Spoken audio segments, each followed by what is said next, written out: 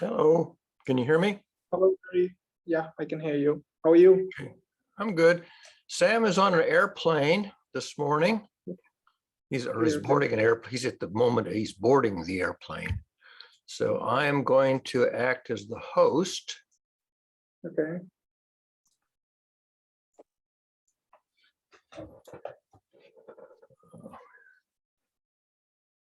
And Sam got a note from your buddy Anchor that Anchor is not going to be able to join today. It says, see if I can read it here.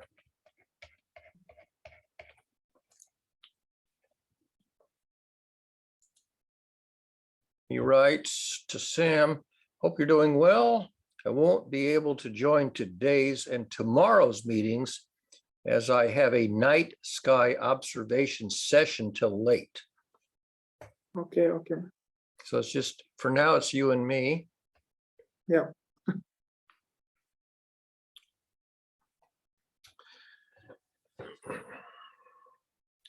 And well, we've got almost a half an hour before the official start time, so I don't expect anybody else will show up till the top of the hour. Anything you want to bring up while it's just you and me? Yeah. Barry, I just started this MIT Open courseware where, Oliver D. Weck is teaching about fundamentals of systems engineering, and I'm going to start it this week.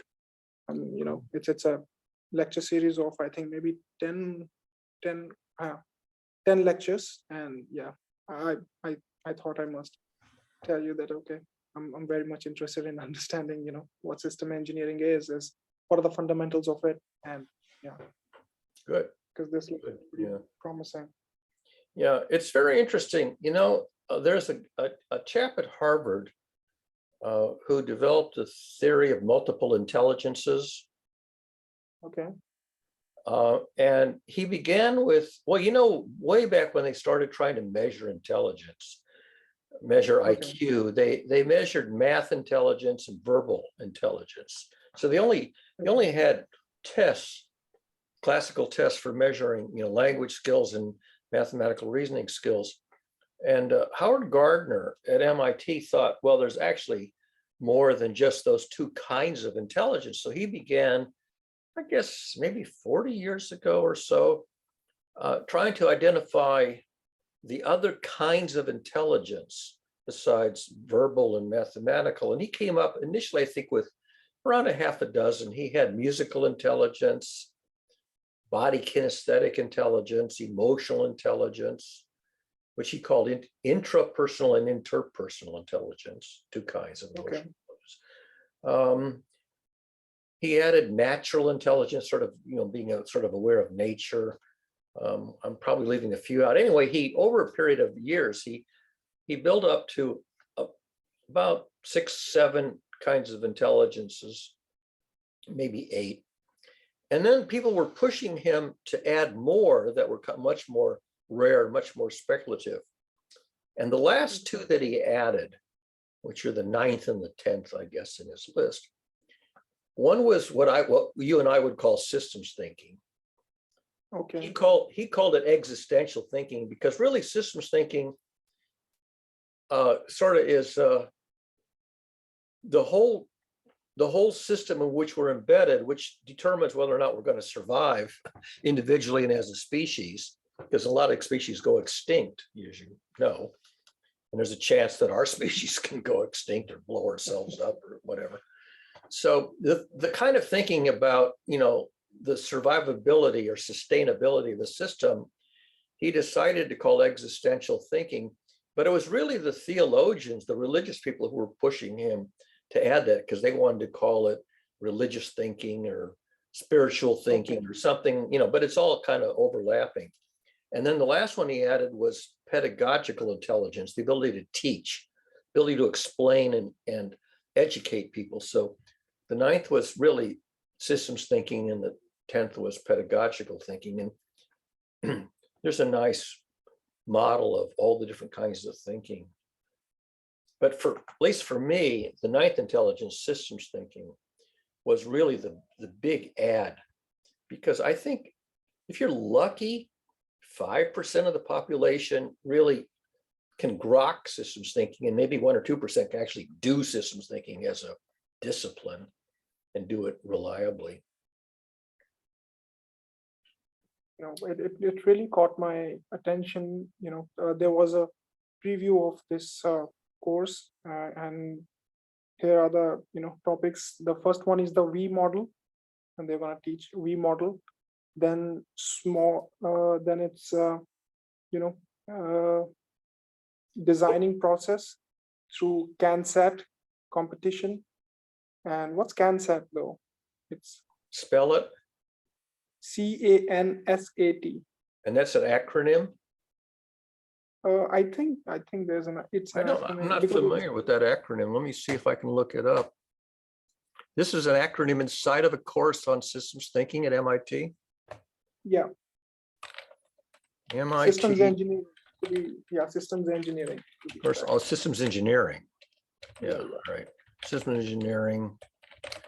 CAMSAT acronym. Let me see if it, because I don't recognize it.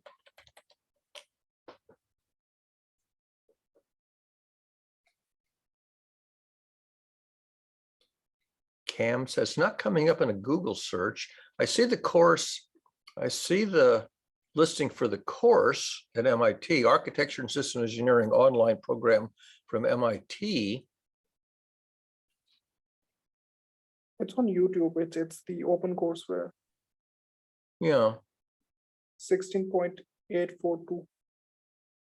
That might be, I think, the code of the course. Yeah, they number all the courses at MIT. But I'm not seeing, I have to see if there's, here's this, let me look at the syllabus for it. Syllabus.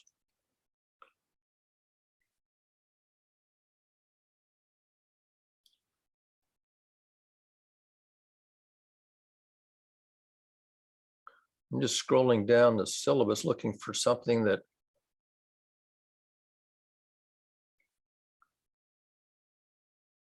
actually, that's not really a syllabus. That's just the expectations. There, oh, I see. Lecture 1, course introduction, student project proposal, student midterm proposal, industry speaker, student case studies, final. There's nothing here that suggests camp. Let me try a search on CAMSAT without MIT. CANSAT, not CAMSAT, it's CANSAT, C-A-N. It's CANSAT. With an N, as in Nancy?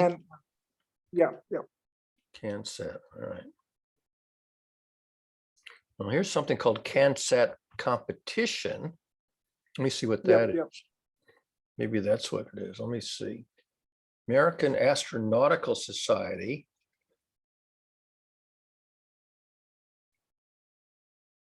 All right, where is?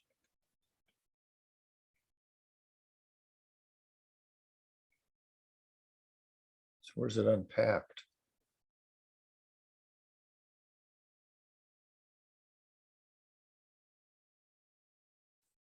SAT probably stands for satellite, but let me try another search where it explains CANSAT acronym.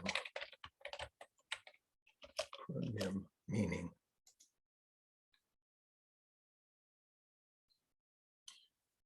CANSAT is a simulation of a real satellite integrated into the volume and shape of a soft drink can. Oh, okay. So the idea is what can you pack into a satellite that would be no bigger than a soft drink can? Wow. Simulation of a real satellite, integrate a simulation though, so it's not an actual satellite, integrated within the volume and shape of a soft drink can. So the size of a soft drink can is basically the size of it. So basically it's simulate what you could design into a satellite that's no bigger than a soda can. That's all it means. So 115. One, or there's another course that you suggest on systems thinking, because I've not started it. I just done a random search, and it came up as a systems engineering. So how different is systems engineering is from systems thinking, or Well, like systems thinking? engineering is applied math. So in systems theory, you look at, sort of the high level mathematics and high level concepts of systems thinking. But then when you get down to nuts and bolts of applying it in specific domains, specific cases, then they call it systems engineering. So I did systems engineering for the telephone network. That was the application. But the tools for thought, the discipline that I used to do systems engineering or network planning for the telephone network, I could apply the same kind of thinking to an arbitrary system, including, human systems on this planet, or theological systems or political systems, or, any kind of system. So I began to think about problems having really nothing to do with the telephone network, just problems of understanding complex systems involving populations or humans or cultures or governments, governmental systems. And I realized that you could use the same kind of thinking, and it wasn't limited to the applications of technology. See, it's real easy to do systems engineering and technology systems, automotive systems, transportation systems, telecommunication systems, maybe education systems. So that as you go away from non-living systems to systems that involve living beings, living creatures, humans, then they become harder and harder to model, because it's harder and harder to model human behavior. But it's not impossible, it's just a little sloppier. So, and theologians really were doing systems thinking without calling it that, trying to come up with a way to organize human society so we didn't end up killing ourselves, doing something stupid and going extinct. It was all survivability and sustainability of cultural systems, or organizations. So a lot of systems go extinct. They developed axiomatic principles and derivative practices, and they're unwise, and they basically run out of steam and they expire. So what we call sustainability, creating a culture, not a culture, but a technology culture where we don't pollute the atmosphere, pollute the water supply, make the biosphere unlivable. That's really sustainability, and that's really systems thinking, because you got to think about all the interconnections between everything you do. Everything you do has positive value, but it also has social costs. It has waste products that gradually build up. Yeah.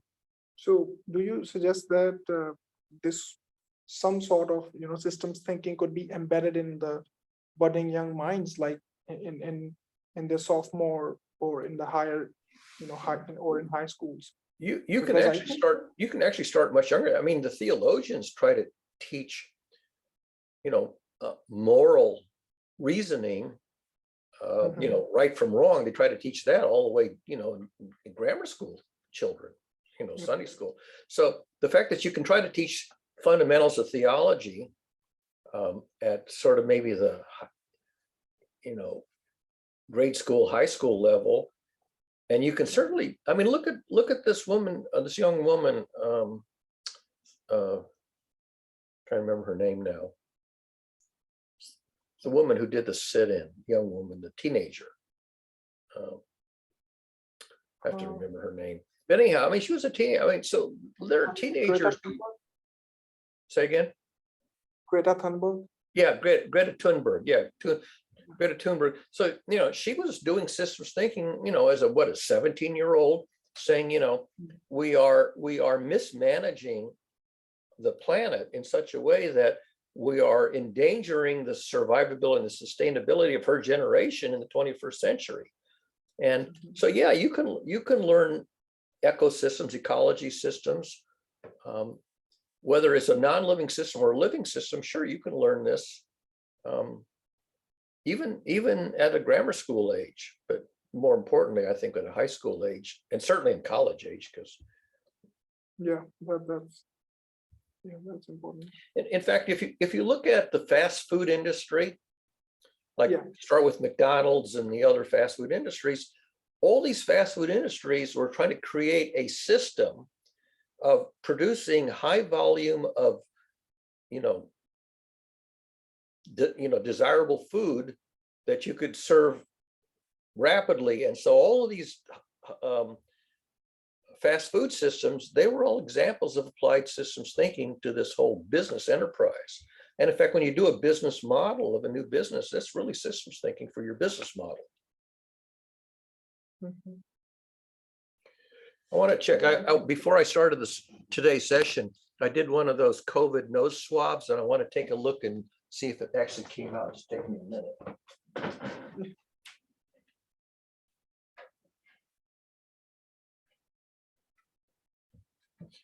I got a bunch of these test kits, but they were running past their expiration date. I don't know if you can, let me see if I hold that. I don't know if you can actually see it. Yeah, I can see it. It's going to be out of focus, but there's a mark Yeah, but called C, which tells you that the test kit was still working. And then the mark that you would be dark if you had it. And I can just barely see the C. So I think these kits are still working, but they're 6 months past their expiration date. So I wanted to see if they're still any good.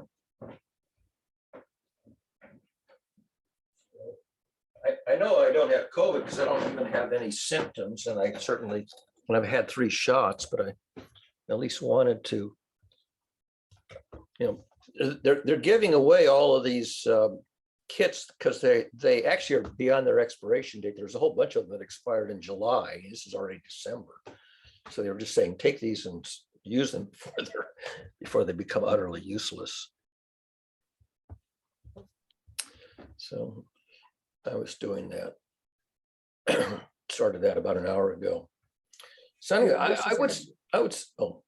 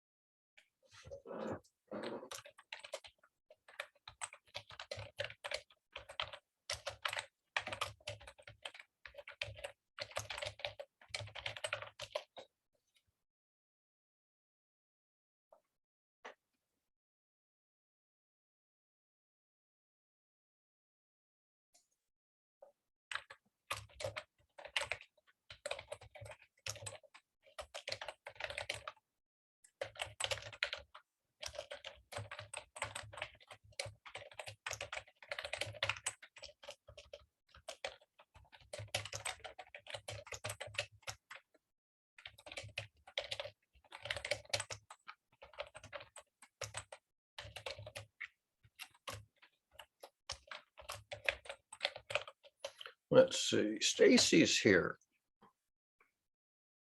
Admit.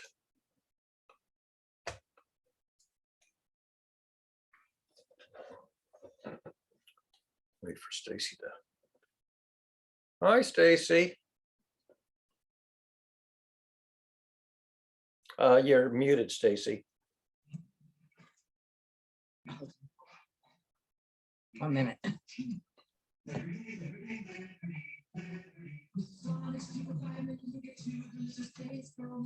Yeah, I was just making sure this was the right link because I didn't have it labeled. So it's early. So Yeah, I it's didn't fine. expect you to be here. Sam is on an airplane headed to Honolulu. Actually, Oh, I think he's going by way of Alaska first. Anyway, Mm. so he made me the host, and he started the meeting early so he could make me the host and then board his airplane. And Diggy Vijay is on. I don't know that you have been on since he started. Yes, I have. I've met Okay. him a few times. Yeah. Hello.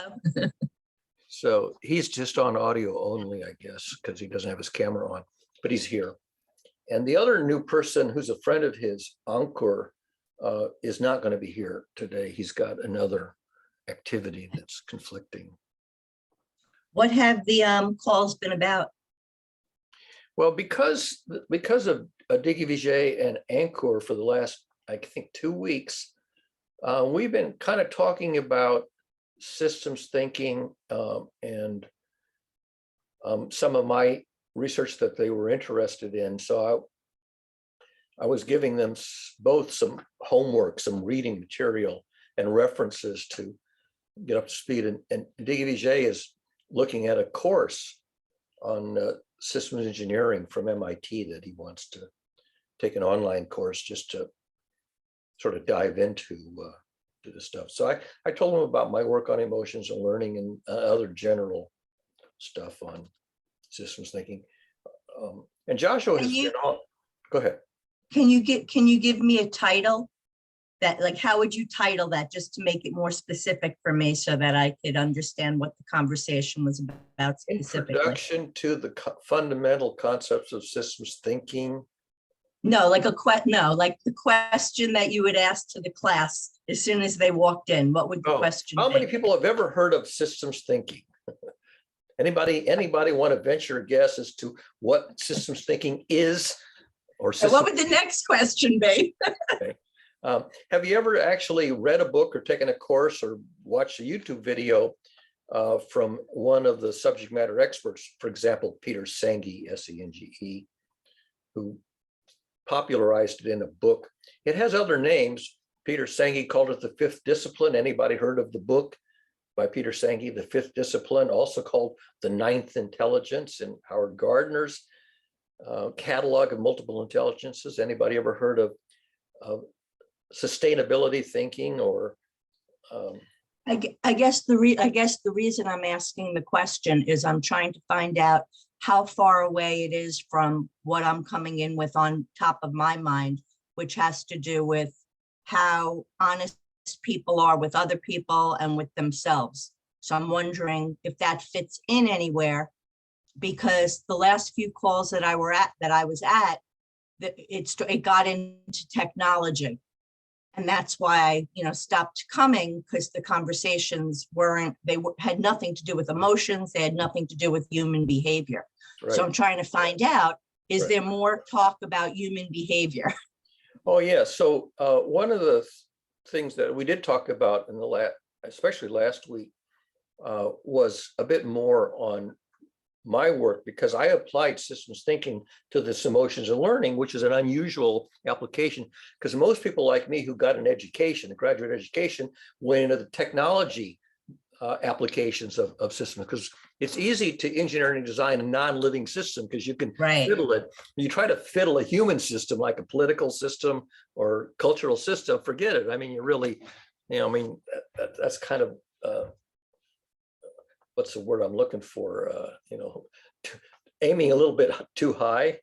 Well, because what happens, and this is my interest, the system keeps changing with humans, because every variable kind of makes things morph a little bit. Like I don't have the words. But you don't really, I mean, one individual can be a theologian or a philosopher, or a proponent, of a kind of system, like all these political systems. You got capitalism and socialism and Marxism, and so you have all these systems, some of which are religious, some of which is political, some of which are cultural, and you get these little enclaves of adherents, but and they tend to schism, just like look how many times just Christianity is schismed into, I don't know, how many different denominations.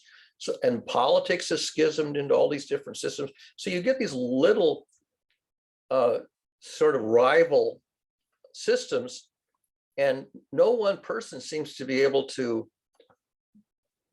devise a system that everybody can subscribe to. I mean, you have things like Buddhism, and I like that. You have Taoism, you know, you've got, so you have all these competing systems, and one person never really gets that far.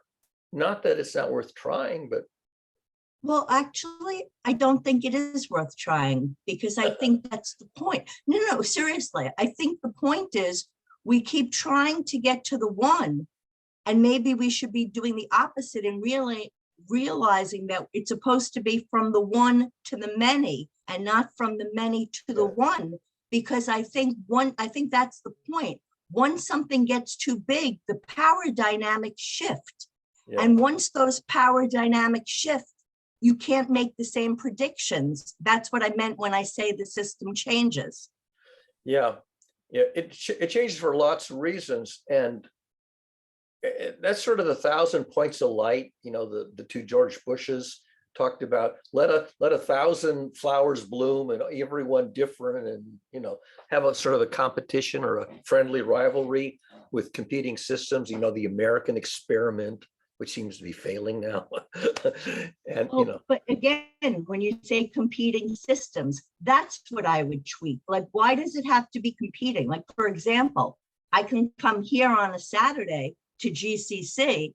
On a Thursday, I could go to OGM. Like, right. Why does it have to be Right. competing On systems? Saturday, you can go to shul. On Sunday, you can go to church. On Friday, you can go to the the mosque.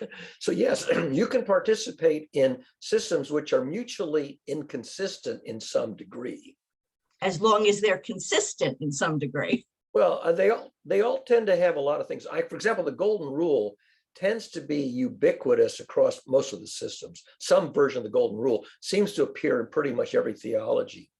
But after that, when you get sort of down into the doctrinal parts of it, then they start to diverge, and you can get schisms on very, very minor doctrinal points. I mean, I have some friends who are Christian, and the husband was raised Catholic. The wife was initially atheist and then became Presbyterian, and they married at Grace Chapel, which is non-denominational.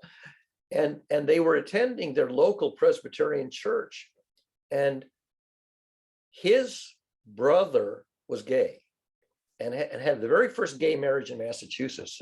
So Len's brother had the first gay marriage, and the Presbyterian church,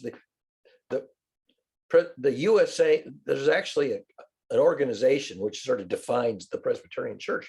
And there's PC USA, Presbyterian Church USA, but it's not the only version of Presbyterianism in the US. And there was a rival one. And the congregation decided to withdraw from PC USA and go with a different one, which is the Covenant. I'm not sure exactly the name of it. And there was there was not only just a schism, there was a bloody lawsuit, because there was a lawsuit over which property, the physical church or the land, who owned what. And the PCUSA said PCUSA owns the church, the building, and not the congregation. And they had a huge lawsuit. And so the split away version of it, which was just doctrinal, I think, on marriage and gay marriage and LGBTQ issues, I think that's what the doctrinal split was on. The split away congregation ended up without a physical facility. They were basically either meeting online or meeting in a school auditorium. So you had this amazing unchristian behavior between PCUSA and this splinter group that didn't like the doctrinal version of PCUSA, and it was a bloody lawsuit over it, which cost hundreds of thousands of dollars. It was really kind of sad.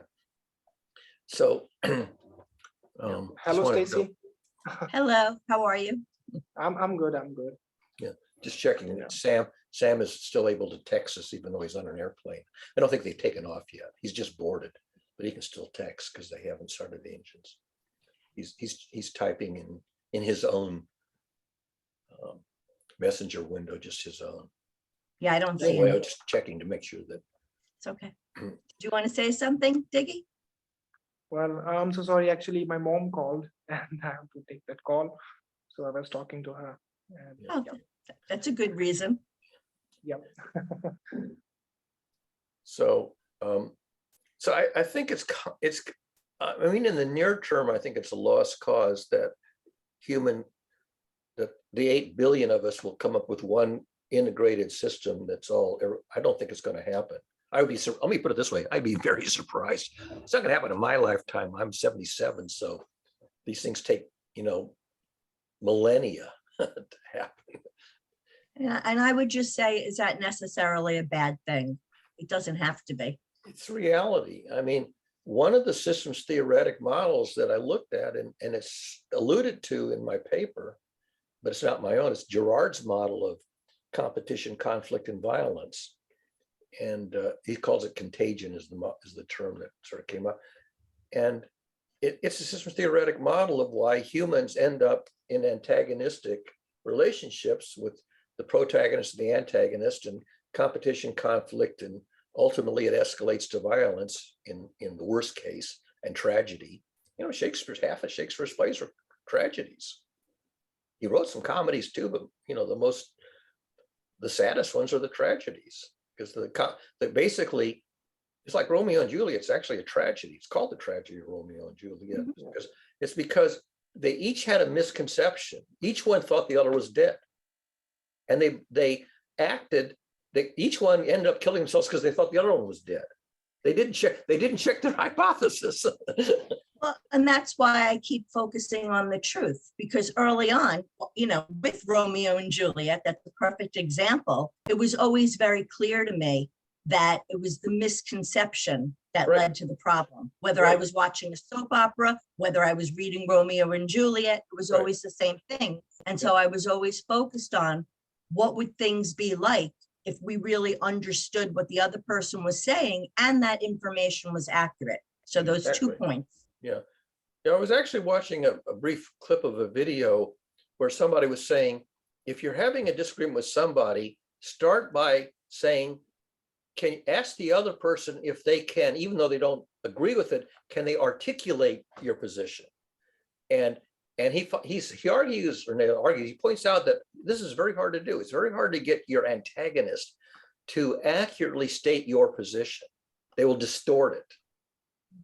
And if you can't get them to accurately state your position, even though they don't subscribe to it, then there's no chance of getting to common ground.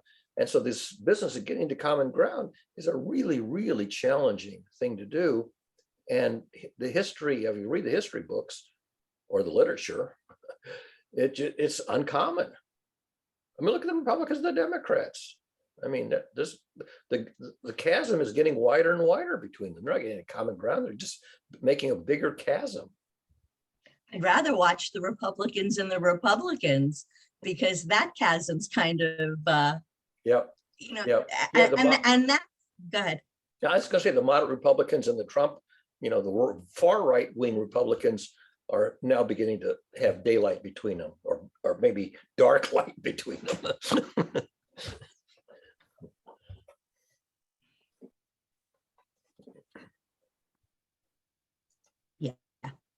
Going back to the other, Yeah. By the way, it's Kayla's birthday this week. yes, I wish. I don't know if she'll show up, but yeah, I think maybe both of us had wished her happy birthday on Facebook, but I don't know if we'll see her today.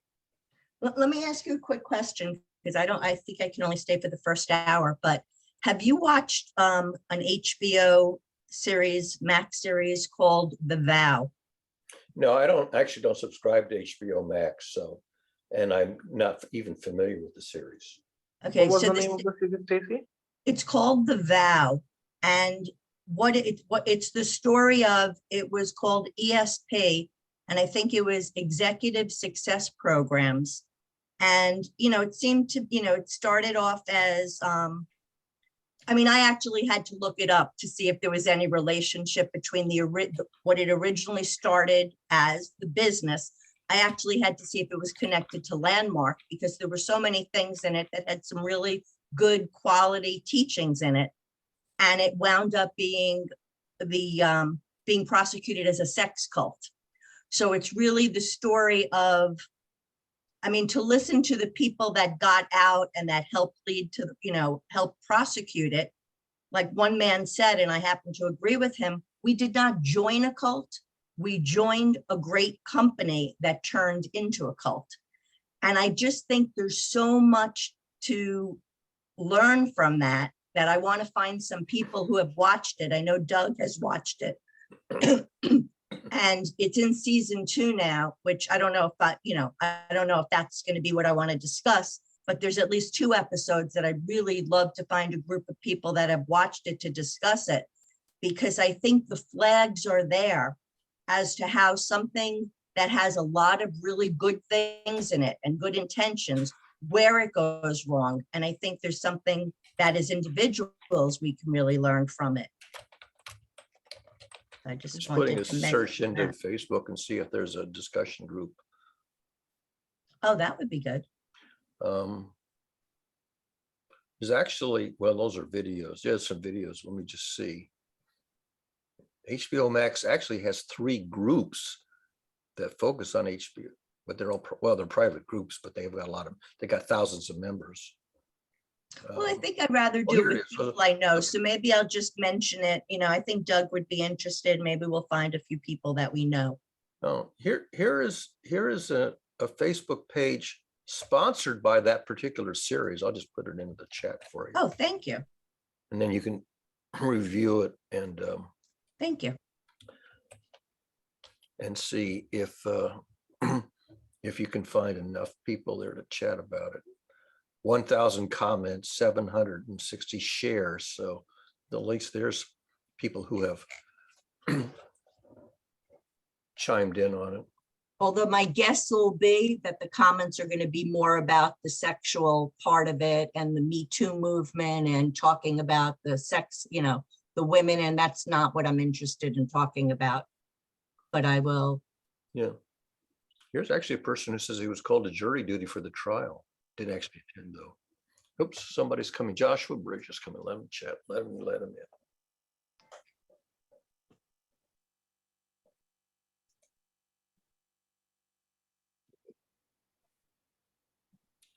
So let's see. Joshua's got his camera off and his mic off at the moment.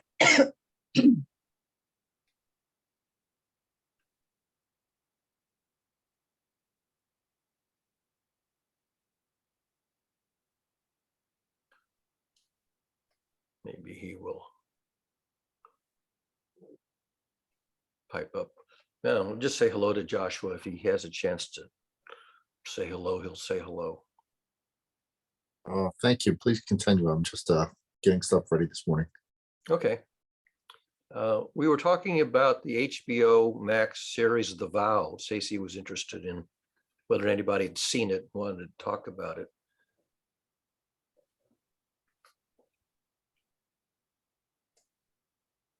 Not talk about it right here. Yeah. Talk about it at another time. And if you don't know, it's the story of the ESP, the Executive Success Program, I think they were called. And it started out, as a way to, teach people who were the wealthiest and the most powerful self-awareness and, the same kind of things that Landmark would do, or Tony Robbins or an organization like that. And it wound up having allegations of, wound up being a sex cult. And I wanted to talk about it because I wanted to go back to before it became the sex cult, the good parts that were there and where the red flags were. I'm basically interested in what makes us turn off our own thinking, because that's what I see as a big problem. Groupthink. They call it Exactly. groupthink. Now, exactly what causes groupthink, that's another issue, but it does have a name, groupthink, yeah. But what causes groupthink is what I'm most interested in, because to Conformity. me, You're right. that's how we could avoid everything that comes after it. So that's always what I'm interested in. The thing about conformity is that if you don't conform to the group, the gatekeepers, the group will kick you out. And I've been kicked out of a lot of groups because I didn't agree with the perspective of the guy who was the gatekeeper. But again, it's all, that's why I keep saying power, belonging, Right. it's all the same thing, and the truth. To get along, go along. That was Nixon. To get along, go. So people would go along to get along because they could stay in the inner circle of those in power, but those in power become corrupt. You know the old saying, knowledge is power, power corrupts, study hard, become evil. Yeah, funny MIT post. And that's what happens is that power corrupts, and that's an observation which is empirical. And corruption is a very powerful force, and ethics doesn't really have enough pushback against corruption. So I sent you and Sam that short video yesterday, and I sent it along with the question, how often do we use the Socratic method with ourselves? Well, yeah, I saw that. Did I respond? I don't remember now. I don't think so. But the whole reason for that is so that we question ourselves. So I'm sorry, I lost my train of thought, but you were just talking about so that we question ourselves to see when we're doing that, because we don't notice when we're acting out of alignment, so to speak. Yeah, I think I did maybe write a very short response. Maybe you did and I didn't notice. So I was out last night. I think I said sometimes. I'm not sure if I could find it now easily. It's hard to find stuff on Facebook. Well, Sam answered that you and he do. Yeah, I mean, if I get Gave stuck, me a thumbs up.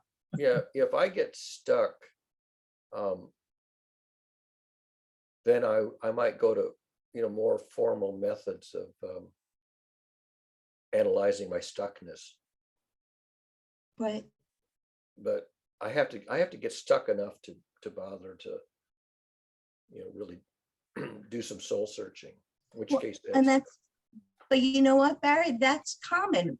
That's all of, like, most of us, when we get stuck, when we hit bottom, then we do the work. And what I'm saying is that we don't really think about what we're doing on a daily basis as we're doing it. And that's what I mean when I say, like, we're turning off our thinking. And if everybody that we're around is going with it, we just assume that what we're doing is fine, what they're doing is fine, everything's fine.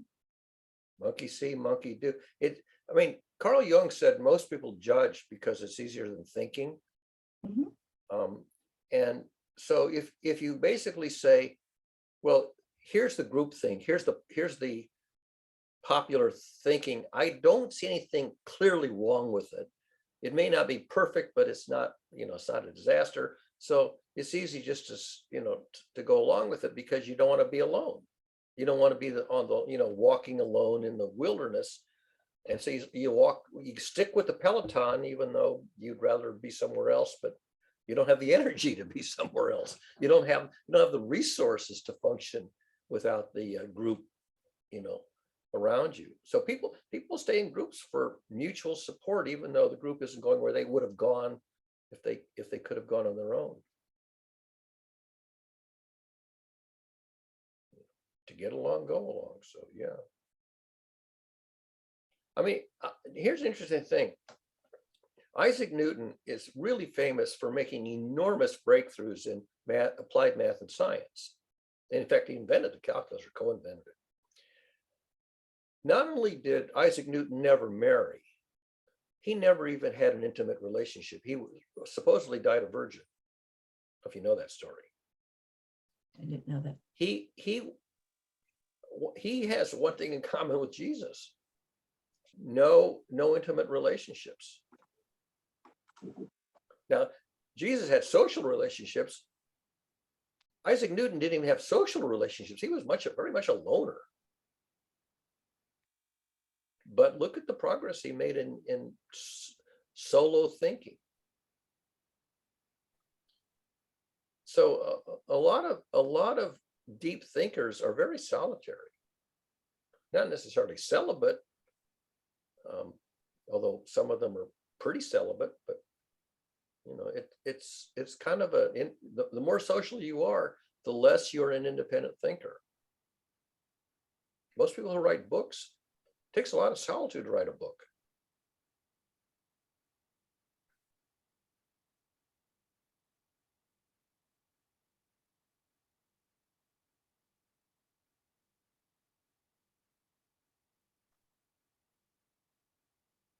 I mean, when J.K. Rowling was writing her novels, I mean, she was basically very much alone. She spent, I think, like a decade, you know, writing those novels, and she didn't become well known until the first one got published. Then she kind of became famous and, you know, sort of came out of her shell. But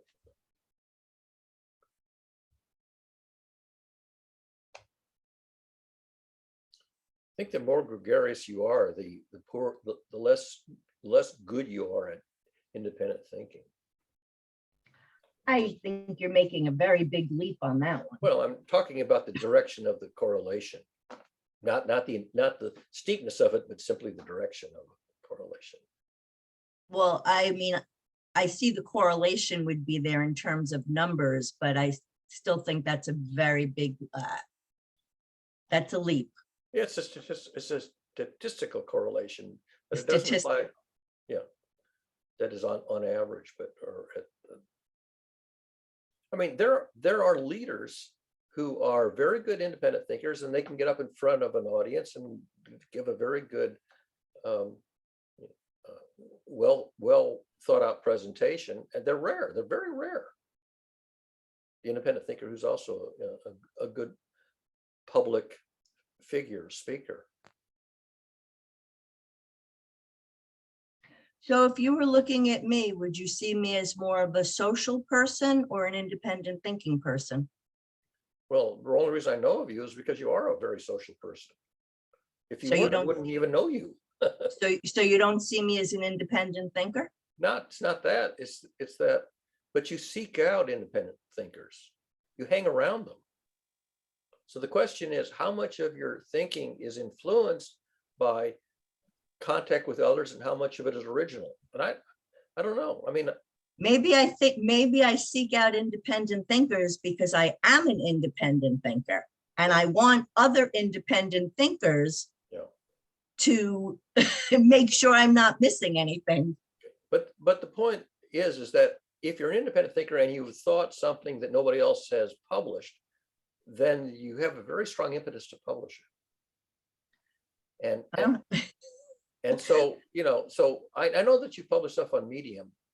And the only thing I know, I've read two things of yours on Medium. One that you lamented that nobody looked at, and one that you wrote a review of some of my work.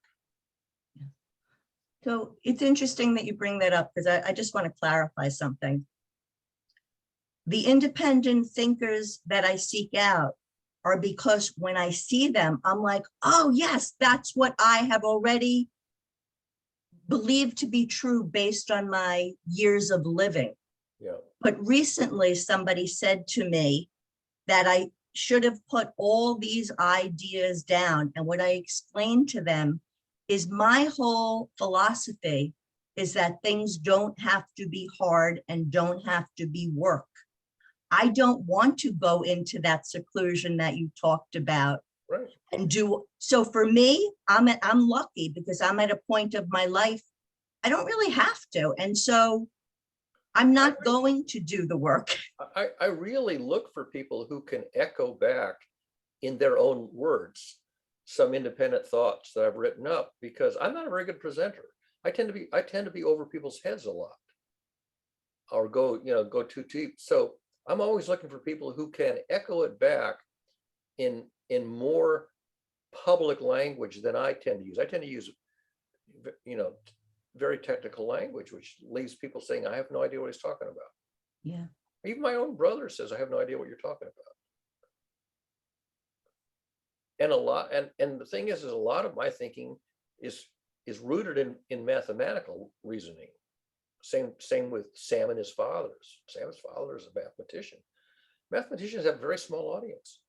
because they're communicating a language which very few people decode. And it's hard. Poets are very good at writing in narrative or poetry what's fundamentally very mathematical or abstract. They come up with a language to do that.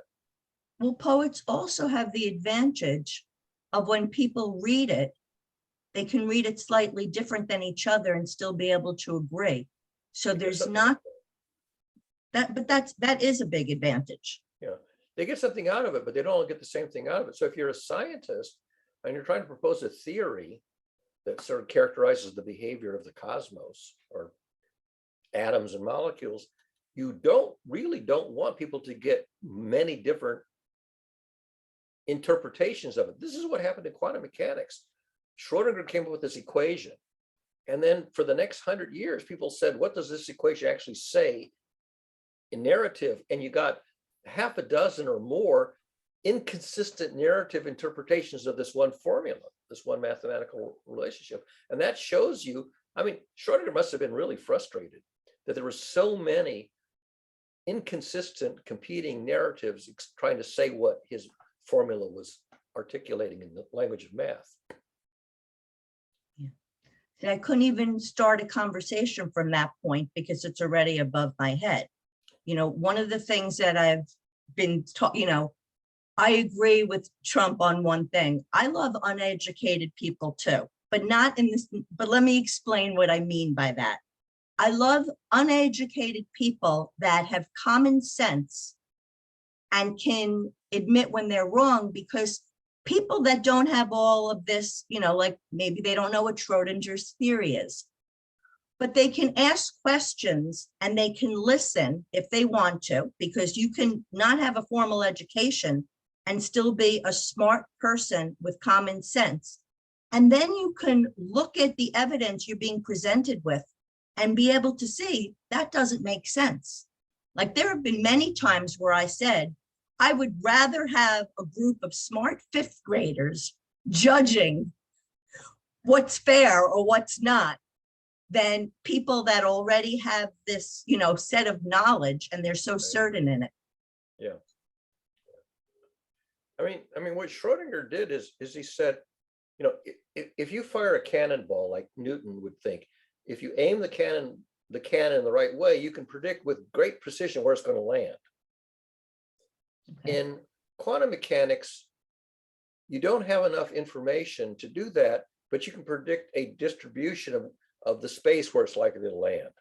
Okay. And also all it gave was a probability that it's going to, you know, you shoot a photon at a piece of photographic film, it could land anywhere in this space. Okay. And his predictions, his formula gave you a very good model of the prediction, but it didn't tell you where any one photon was going to land. But that makes sense. Right. It does make sense. But the thing is the physicists were used to models that made it an exact single prediction and not a distribution. And so people didn't look at Schrodinger's equation as presenting a distribution.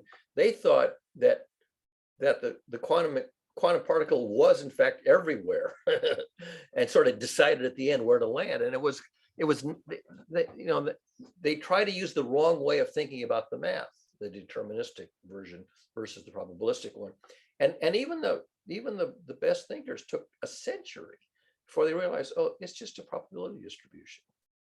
But that's analogous to what we were talking about with people and human systems, because you can only give the range, because you don't know where they're going to be at any given moment in terms of their physical needs, what's happening with them at that particular time. Yeah. I'll give you an example. There's another group that I attend.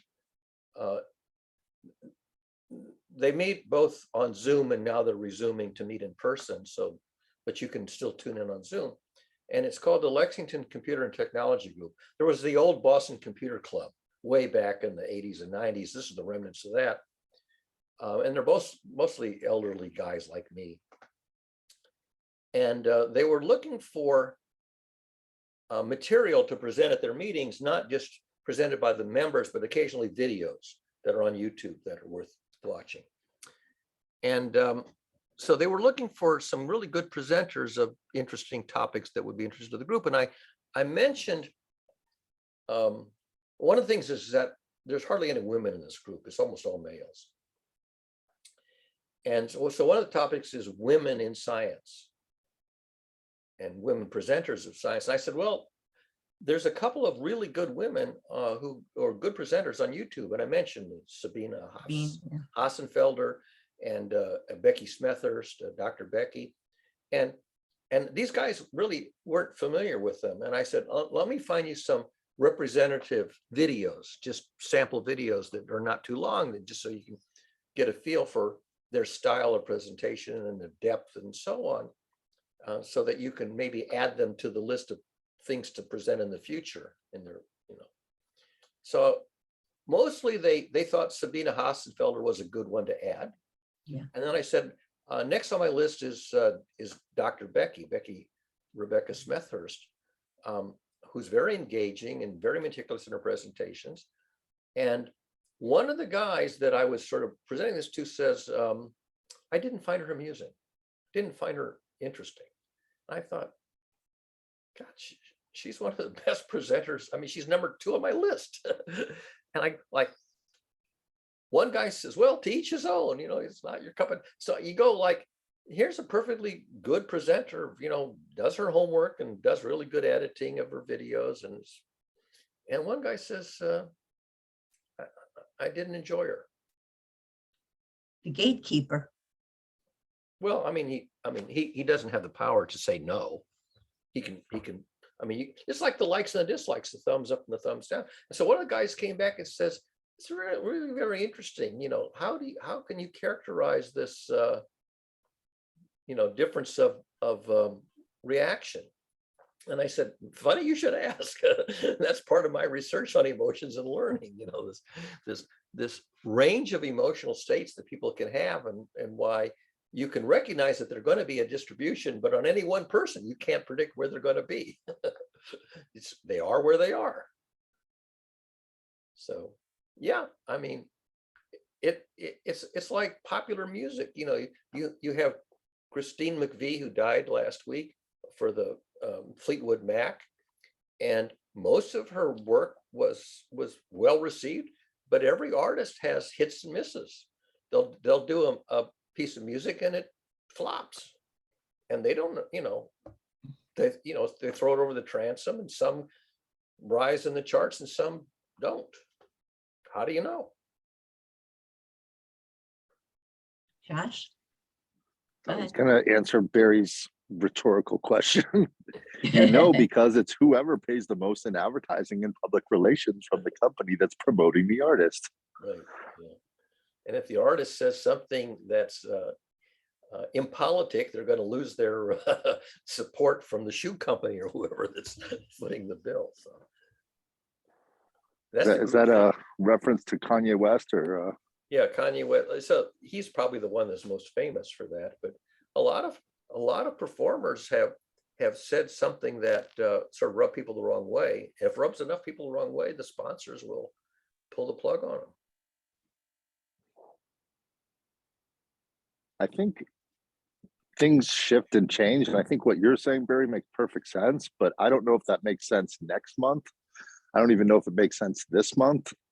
I don't know where we are in the zeitgeist. I think that when I hear Stacy ask these questions, it's like, okay, that makes perfect sense because you're calculating and using information from the past, but what's going on in the future or the present?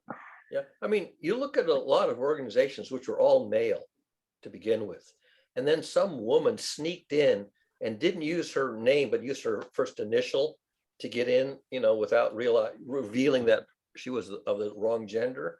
I mean, the unofficial gender. And then 20 years later, that person becomes famous for having broken, the rule. The one group that I was in is Toastmasters. Toastmasters was started to bring wayward male adolescents, back into line in the Midwest. And it was originally all male. And there was a Toastmasters club on the naval base in San Diego. And the wife of one of the naval officers snuck in. And initially she registered with her first name, Helen. And they said, no, you can't, we're only no women. So then she re-registered with H. And she got, I mean, they didn't realize it. So they got in. And eventually this woman became the president of Toastmasters International. But she got in by breaking the rules, by pretending that she wasn't a female. Joshua? I'm just curious in linguistics, is it toast mistress if she's the president? Is master a male thing? The club is still called Toastmasters. Yeah. Does You can't anybody change- know if that's gendered in the language of where the word master and It used mistress to come be, from? but master and mistress are kind of archaic terms. Like, for example, we used to say actor and actress. Now they say actor for female. They don't say actress anymore. So how does that work with Toastmasters?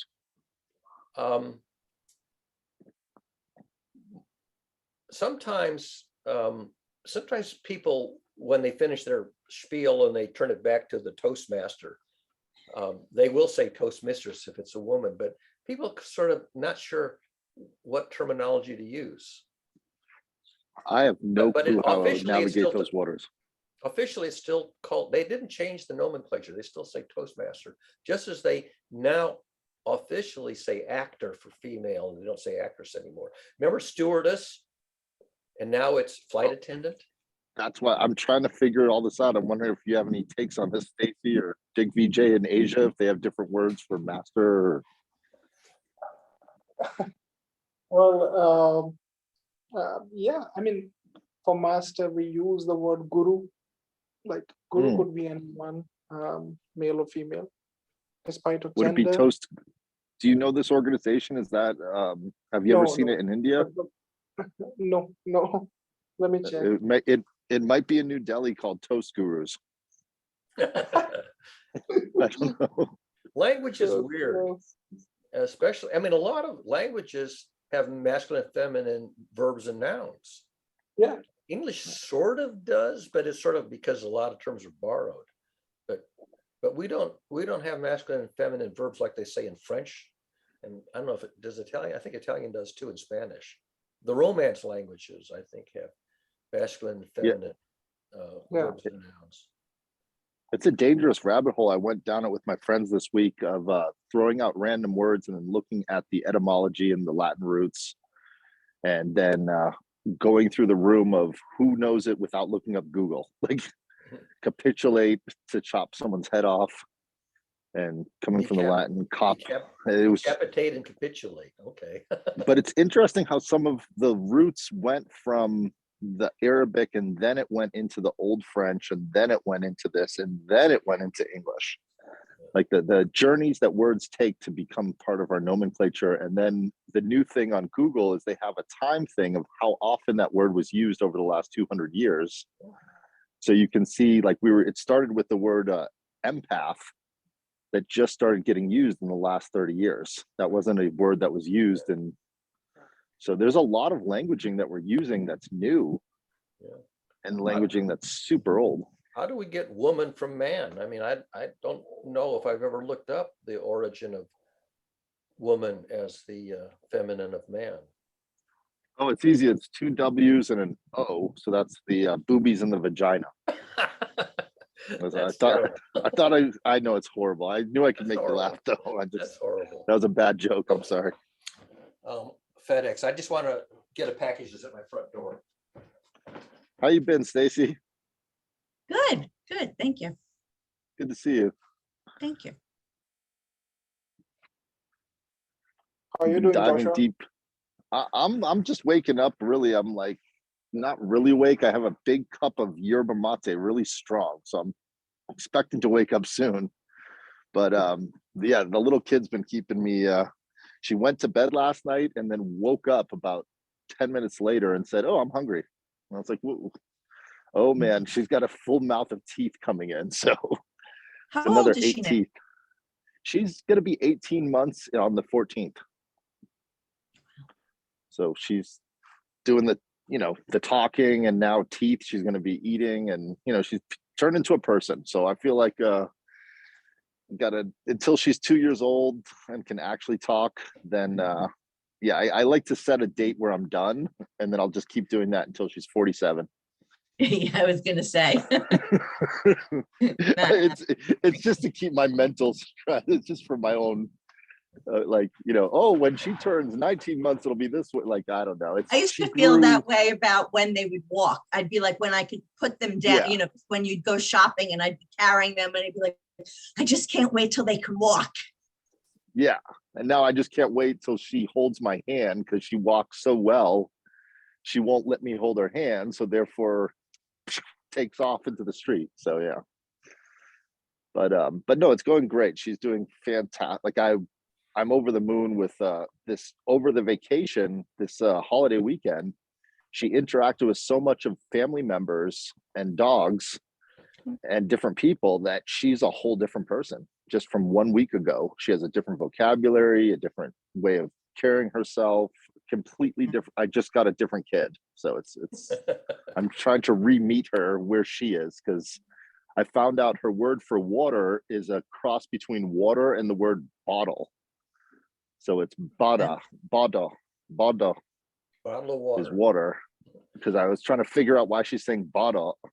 Because she can say what, and I know she can say water. She just doesn't like that word.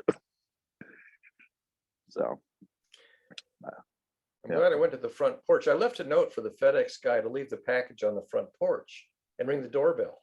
He rang the doorbell. I look outside, I don't see it. He puts it on the step of my French doors in the rain instead of in front of the door in the drive. Like what? What does he think a porch is? is it Amazon or FedEx? What is it? It was FedEx. Okay, I was gonna say Amazon double packages their stuff for purpose of that reason. They put like a box in a box with plastic. Yeah, this was something I bought on eBay. You have the Corningware and occasionally they break. I had broken my 5-quart piece of Corningware, and they're not cheap, but somebody was selling it on eBay for about $50. I thought, all right, I'm never going to get any cheaper than that. Yes, you are. Thrift store. We don't have them where I live. I'd have to drive 50 miles away to the poor side of Boston. And even then, I mean, how would you know to find it there? I mean, you go all over the place. There's, I love thrift store shopping. There's You nothing. can do it that gives- online. Barry, they've got that barter service. There's so many free cycle places online, websites. I bet Boston's filled up with those. It could be, but the thing is, I Probably live good 20 miles northwest of downtown Boston, so. I'll go yard sale shopping and free stuff shopping in Boston. I'll go in Newton, get some really good stuff. Mostly my neighbors, when they retire, their high-tech stuff, they give it to me. Yeah, I wouldn't thrift store shop for that. But for Corningware, I would. Yeah. Well, And I dishes. think they I'd stopped- like some I think they dishes. stopped making that particular style decades ago. So anyway, strange that he left it on the step up to the French doors in the rain instead of really on the front porch where it's dry in front of the door where I left the note saying, leave it on the front porch and ring the doorbell. Oops, we lost Stacy. Or did she just No, I'm turn her coming camera? back. Oh, she just turned her camera off. Okay. Yeah, I'm coming back. I just wanted to get like one example of like like for $3, this is like this is like a really pretty candy plate, a porcelain candy plate, $3. Oh, it's a Thrift candy store plate. shopping. Yeah.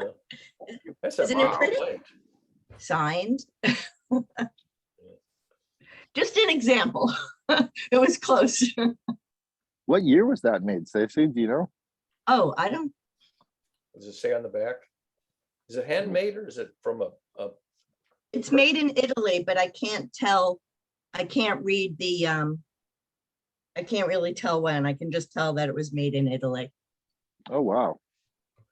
but it's pretty and I like it. And it was $3.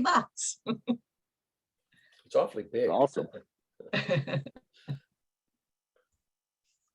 So,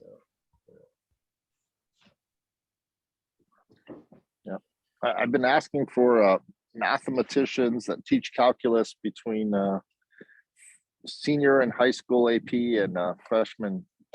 So yeah, I just keep asking around to help Barry Oh, with yeah. his Yeah. paper on learning.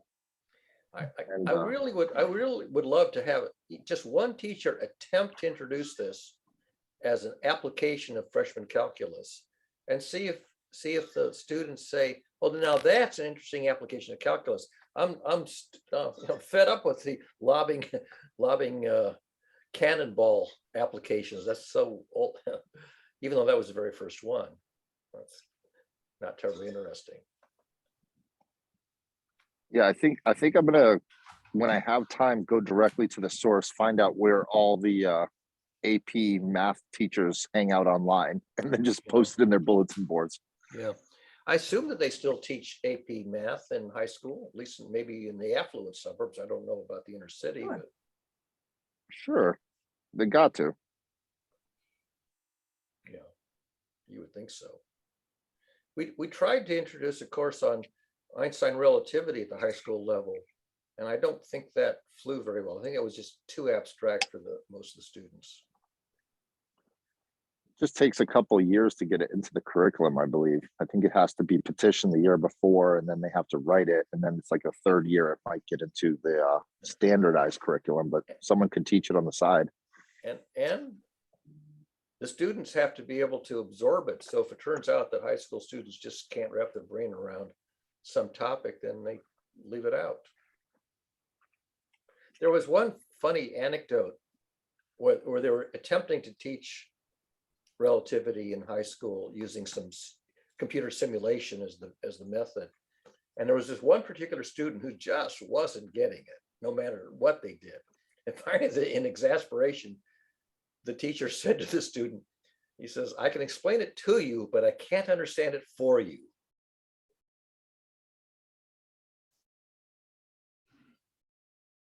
Sort of the exasperation and frustration stage where it's hopeless. They're not going to get this material. It's just too challenging. And going back to that, do we ask ourselves the Socratic method? How do you know if the student, according to your methodology, Barry, how do you know if they got it? Because not only can they explain it back in their own words, but they can employ it. They can use it to do exercise. But what if they're just sneaky manipulators and they're saying back what you said and just twisting it slightly to make you think that they understood it? That's why I say in their own words. No, but I'm saying, how do you know it's not them saying it in your words, but twisted around to sound like their words?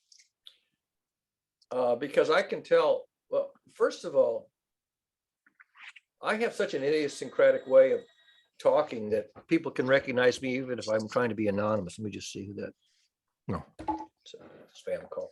Like, for example, when I would get kicked out of chat rooms and I would sneak back in with a made up name, 2 sentences of typing and they knew it was me. What it was that they could recognize, I don't know, vocabulary or something, something about the way I wrote was so idiosyncratic, they could recognize me within 2 or 3 sentences. It's like name that tune, Well, you never found out your signature or what your pattern was? Nobody ever really gave me an analysis that they said we just know it's you. Probably because the style upon which you talked, no one else was talking in that style in the room except for you. And then when you came back in. Exactly. And that's why nobody, when they tried, there was an exercise where you try to imitate other people's styles. This is on Cafe Utne. They tried to do a send up of the other person. Nobody could do a send up of me that was anywhere, recognizable as a real send up. In fact, I ended up doing a send up of myself just to show you what a send up of me would actually look like. People could do send ups of others, but nobody could do a send up of me. They just couldn't do it. I was too idiosyncratic.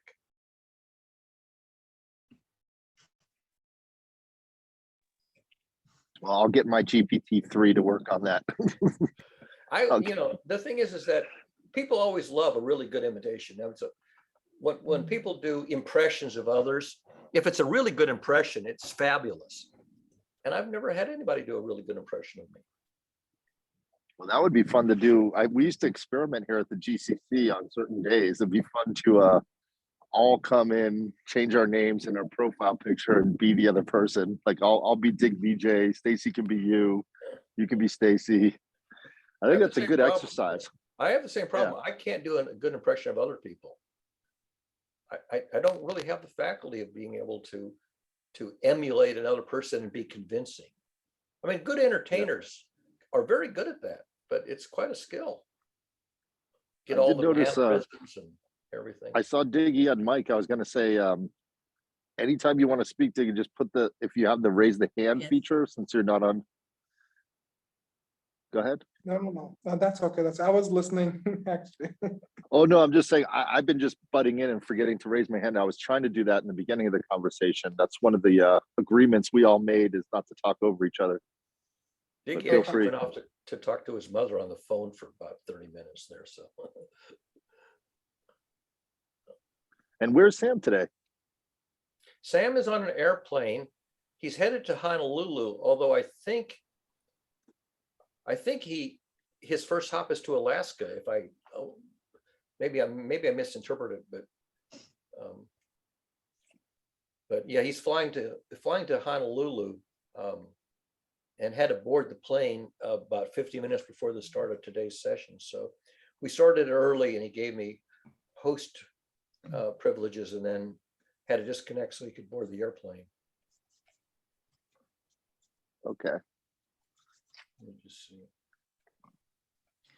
So I have a question. I wound up in a conversation with somebody. It was a political conversation. I only got involved in it because they used the phrase, he was trying to say that there are reasonable Republicans. So I said, okay, he wants to present himself that way. It's worth it for me to have a conversation.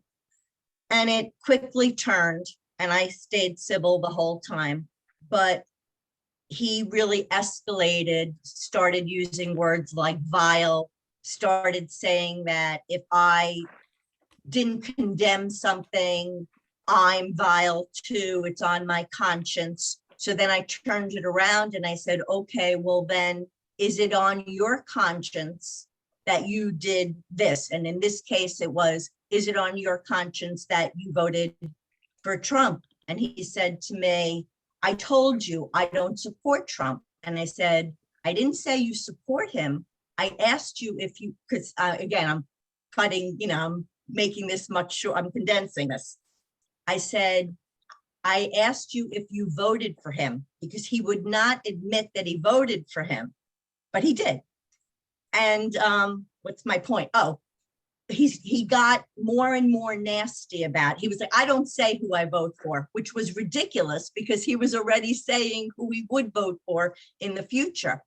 And finally, I looked at his profile and I realized that it was not a real profile. So and at the end, I used a phrase that he wound up mirroring back to me. So my question is, let's just go ahead. What was the phrase? Carry on. Oh, okay. Yeah. Yeah. It's sort of a dismissive phrase, but it's kind of subtly dismissive. But he made it a point to use back. But again, so somebody said to me, but again, I looked at his, all the numbers after his name. He's not a real person. And, one of my friends even texted me and said, Stacy, he's not a real person. I said, I know, I just realized that. And I wrote back and I wrote back and I said, I'm sorry. I thought you were a friend of, I just looked at your profile. I didn't realize you were a troll. I thought you were Seth's friends, one of Seth's friends, carry on. And of course, he just kept on talking. And my question is this, forgetting that he was a troll, if it was a bot or one of the AIs that you had given me, Barry, once you let me see how I could play with it, what they were experimenting.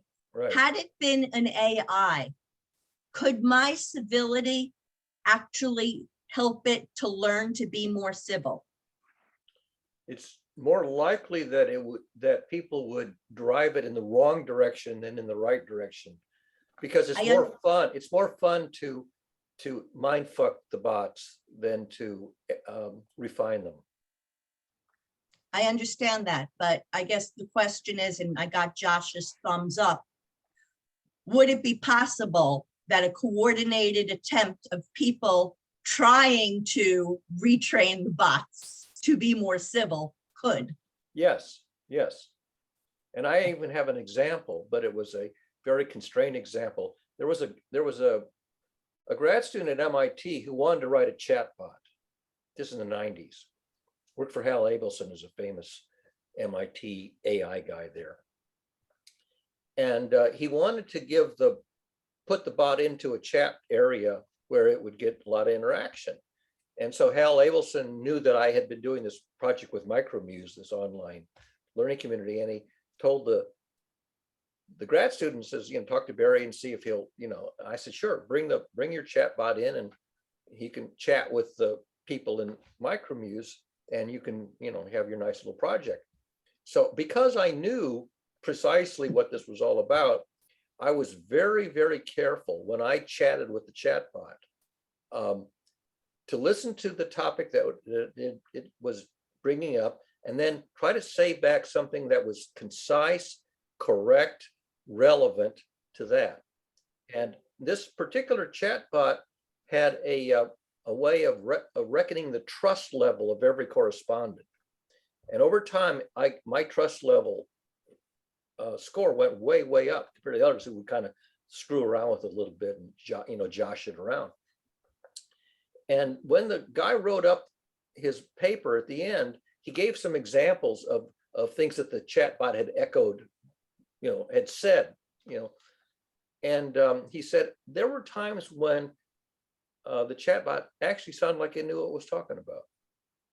And I knew where that was coming from because I was feeding it material, carefully cultivated material, Right.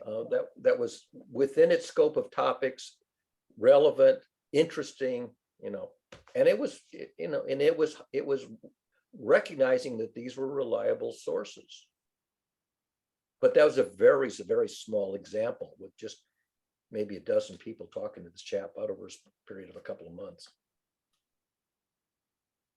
And by the way, that paper that he wrote, his master's paper, I have a copy of it. It's on my web server. My web server there, that web server. Not that it's terribly interesting to read it, but it's there.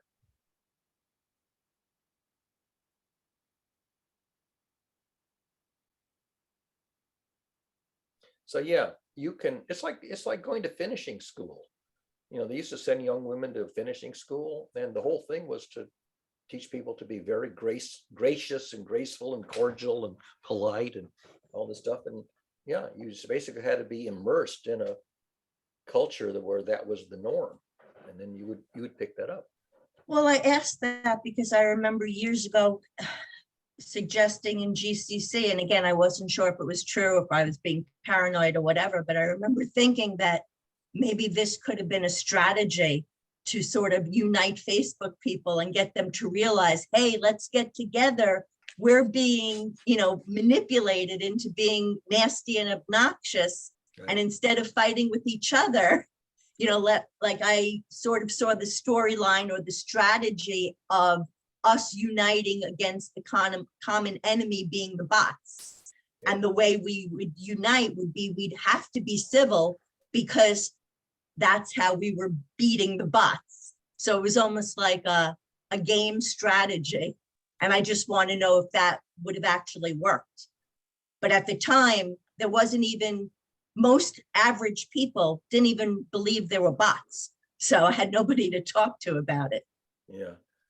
The last couple that I played with, as you know, I managed to drive these bots into loops where they got, I guess maybe I was feeding them so much new material that they couldn't really integrate it, digest and integrate it. And I think that was one of one of the things that I got out of the bots that I didn't get from people, that I would feed it essentially college level, graduate level content, and it was too abstract for it. To go back to Joshua's question about asking oneself using the Socratic method, I drive people into loops by forcing their own logic against themselves. And when they realize it's inconsistent, they just lash out. They get defensive. Yeah. So, Yeah, you I ran into that, with, you know who I'm talking about here on GCC from the beginning, where I was using the Socratic method and getting nowhere and getting very evasive subject changing. And it was very frustrating and very antagonistic. And I was not prepared for that, because usually when I'm playing the role of science educator, I've got somebody who's interested in science education and is voluntarily having these conversations. And that was not a voluntary conversation. That was I don't know how to put it, set up for antagonism, an emotional disconnect. Not that I didn't learn something from it, but it was certainly unexpected. Yeah, the Socratic method can backfire. It backfires with people who are, well, certainly if you're self-deluded, it can backfire. If you're dug in to a misconception, it can backfire. well, I think what I'm talking about, like in the case of this person, he was saying, if you don't do A, then you are responsible for B. So I took that and I said, okay, then if you didn't do A, are you responsible for B? Whoa, that just made his head explode. I mean, So- you remember the famous one, how did you falsify the null hypothesis? Now, if a person is a real scientist, they'll take that as a very serious inquiry. How did you fall? But if you're working with somebody who's self-deluded, even if they understand what you're saying, they won't, they'll change the subject. They'll deflect. Right. Well, somebody asked me, why did I bother talking to this person? And I explained I wasn't doing it for him. I was doing it for the people watching, Right. because people watching could see, if you believe that if you do A, you're responsible for B, then that formula should hold. Yeah. And you should be able to put any values in and get that formula. Yeah. I mean, and get that answer. Right. It should be reflexive. Yeah. Yeah. But anyway, I got to get dressed and get ready to go. So I'm Okay. glad I stopped in to see you. I know I talked a lot. Bye. Have a good one. Thank you. What's on your mind, Joshua? Anything? Oh, I'm just playing with these, they're calling them NERFs, which is neural radiance fields. Neural radiance fields. Yeah, it's a way of calculating light through photography and then running it through a mathematical equation. If you think of the movie The Matrix, have you seen that movie? I've seen bits and pieces of it. I actually not watched the whole series from start to finish. Yeah, in the movie, the process to create, there's scenes where time stops, Mhm. everyone's frozen, but the camera is still moving. Yeah. Yeah, Oh, yeah. bullet time So- shot. Super slow motion scenes with the leaning backwards and yeah. Yeah, so it's a way of capturing the light refractions or reflections in a scene, so that when you move the camera around, the light is moving, but everything's standing still. And it's a cool visual effect, and also a way to just take the analog world and turn it into the digital world. So I just started playing with it this week. Yeah. It's just fascinating on how you can really zone in on an object and it looks photorealistic, but you're in the digital world, like Toy Story or any of these CGI pixel movies. Yeah, yeah. It's They do a lot of interesting cinematic effects with CGI and time warping and all that kind of stuff. Is pretty modern stuff that movies like The Matrix and Avatar and others have sort of amped up the the level of this technology. yeah, I'd like to see how far I can take it with just my iPhone to see if I could make a really interesting visual effect without a team of 20 people. It's sort of doing the work of what it used to be 20 people in the special effects department would have to go in and correct everything. And if the computer can do that for me, that would be what a time saver. You probably need a pretty fast computer too, I would think. Yeah, there were actually there were a lot of cameras around the around that. That shot is called the bullet time shot. Yeah, Because they tried, I think, a lot of methods to capture that. They froze the subject and then moved the camera around. They tried everything, but then what they Yeah. did is that they they aligned like hundreds of cameras around a curve, and where one frame leaves, the second frame captures it. So Oh, what okay. so what they actually did is that they they captured the photographs from different angles at the same time. Was the bullet, those CGI bullet? I imagine wasn't a real bullet. It must have been a CGI bullet. No, its name is the bullet time shot. Well, but There was but they would do it when the guy was dodging. He's being shot at by Smith, and he would lean back at a, Yeah. a crazy angle and you dodge the bullet. Yeah. And you'd actually see the bullet, but I'm pretty sure the bullet was CGI. Yeah, oh, that's CGI. That's absolute CGI. Yeah. Yeah, I think the genesis of that shot, the director, the person that invented it, was in I think it's a whiskey commercial, an alcohol commercial that used that technique way before the movie. Oh, really? But Okay. yeah, Wow. But it's called bullet time shot. That's the name of it. Yeah. Okay, I hadn't heard that jargon term before. Yeah, actually, my cousin once shared this story with me, that this shot, that in Matrix is actually one of the key components in modern filmmaking, and like how to come up with creative ideas to create such cinematic masterpieces. Yeah. So that's one of the shot which was like the highlight of the movie.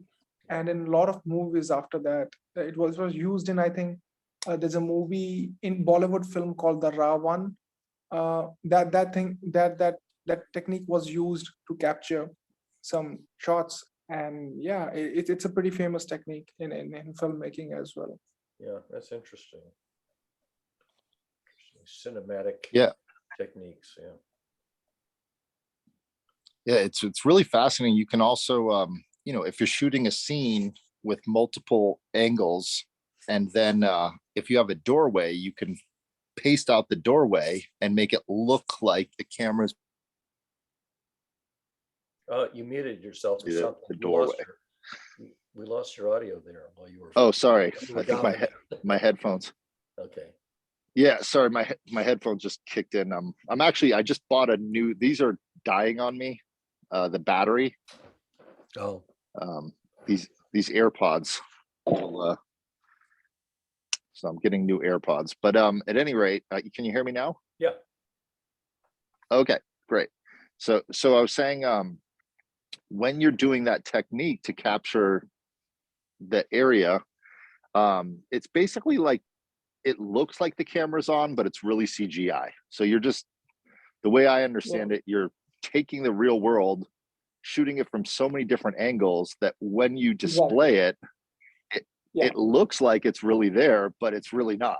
And so then you can cut and paste it into scenes. Yeah, it's such a cool effect. Like I'm just thinking, I mean, in my own mind, I could make a amazing science fiction movie for a fraction of the cost. So instead of one camera physically moving on a track, you actually have a bunch of stationary cameras side by side by side. Exactly. Well, there's no, well, then the cameras, the cameras disappear. You're actually inside of the software telling the camera where to go because you've shot it at all different angles with the lighting. And then you have to interpolate the frames from one frame to the next, so you get a smooth interpolation as if the camera were moving. As if one Yeah, so camera- then you could, yeah, so if you shot it, then you could retell the scene, the story, right. but you know, you shoot the person, then you pop them out, then you shoot the background with all the lighting effects, you pop them out, then you can put any person anywhere you want. Right. So you can just press a button and they appear on Mars, they appear on a mountaintop, they appear wherever. Yeah. Just like on Zoom where you can change your background. I'm on such Yeah, an it's I'm on such an old machine. This machine is so old that I can't actually use any of those features. Doesn't support any of them. yeah, I mean, it's sort of, I don't know, I'm sort of blown away because what you're doing is also capturing objects. So therefore you can map in millions of the same object at any size coming to get you.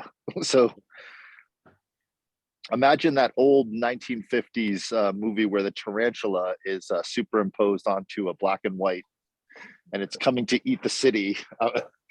You could have those kind of things. Yes, the miniatures that become giant because they're using a close-up camera on the miniatures. Yeah, it's making me I read a book called The Holographic Universe, and just the idea of manipulating reality on a movie screen is another way to understand the reality that we're taking in through our own senses. Yeah. With our camera, these two little cameras we got on our heads. I remember when chroma key was introduced. I think back in the 60s, they already had chroma key in TV studio gear, where you have to have a very good like green screen background to do chroma key, but you had to have a very carefully corrected color, and then everything of that color was switched in from another source. And it was called, chroma key was actually the trade name of that technology. Now we have something like chroma key just here where it'll take your background away, put you in the beach or something. Yeah, since it's not using chroma key, is it just, how is that technology working on It's somehow for example, when I was playing with it on a newer machine, and I tried it on a machine I hadn't played with it before, it says step out of the frame for a second, then come back in, and that's how it would recognize. So I had to remove myself from the frame, come back in the frame, and now it knew it could recognize me and then define my perimeter as the thing to key in on top of the beach scene. Did you just freeze? Oh, now you're back. no, I just was clicking on Diggy's link and then it froze me for a second. So yeah, so it actually But so you're saying it's taking the picture of the background? Yeah, so basically what it said is I wanted to put a beach scene background behind me when I'm sitting here. This is on a different computer, and so I selected that that fake background, and it popped up a little note, please move out of the frame and then come back in again. And after I did that, it knew where to cut the thing. Yeah. But you may be on a machine that doesn't even need you to do that. You may have a more powerful machine that can recognize motion, because you're getting the fact that your edges have a spatial derivative. That's all it needs to know, what's moving and what's not moving. So it finds the part of you that's moving. Now, if your real background were in motion, then it wouldn't know you from the background. But you got a non-moving background. Let's see. So why is it cutting my arm out back here? I think it's perspective. Yeah, I'm not sure exactly how it decides, but Just look. It's because, my hand disappears back here. because it's changing size. So I think it wants pick something of a given size that's moving side to side, but not getting smaller. It's getting smaller and bigger. Then it's not conforming to the expectation that it's only side to side motion. Oh, there we go. Look, my hands are, Yeah. oh, look, I messed it up there with the Yeah. hands. So if you figure out how to fool it, figure out how to defeat it, then you can figure out what data it's using. But it's basically using the fact that your edges are moving. Interesting. It's edge detection in motion. And it's keying on that. But that's a real-time thing, whereas opposed to chroma key, it's just keying on the color. It's just substituting something else for a fixed Yeah. color. That's much easier to do. Yeah. Exactly. It's That's why the green screen for like decades. That's the weatherman had it stood in front of a green screen, and they put. yeah, the I have a weatherman- green screen on purpose. Like, Yeah. And actually, on Zoom, if your digital processor, if your graphics processor is powerful enough, it will give you the option of using a green screen, and you can click, "I have a green screen," and it will only do the superposition if you stand in front of a green screen. okay, I'm gonna stop messing with it. I'm taking it off. But yeah, I think I see what it's doing. Yeah. the photo booth application on the Macintosh will also do funny things. It'll make your nose twitch and change the shape of your face and make your eyes bulge. So it can recognize features. It can actually recognize facial features, which is much more than chroma key, much more. I mean, it's actually recognizing the geometry of the face. Yeah. It's fantastic. I never thought I would be able to do things that major motion picture people could do. So I'm going to see, I'm sure it's not going to look half as good as a real movie, but who knows? Let's see what I can do. Yeah. Well, this whole thing about making fake images, having somebody speak, mouthing the words of Barack Obama with his face and with his mouth moving and in his voice, but the script, the text of it is something that you created.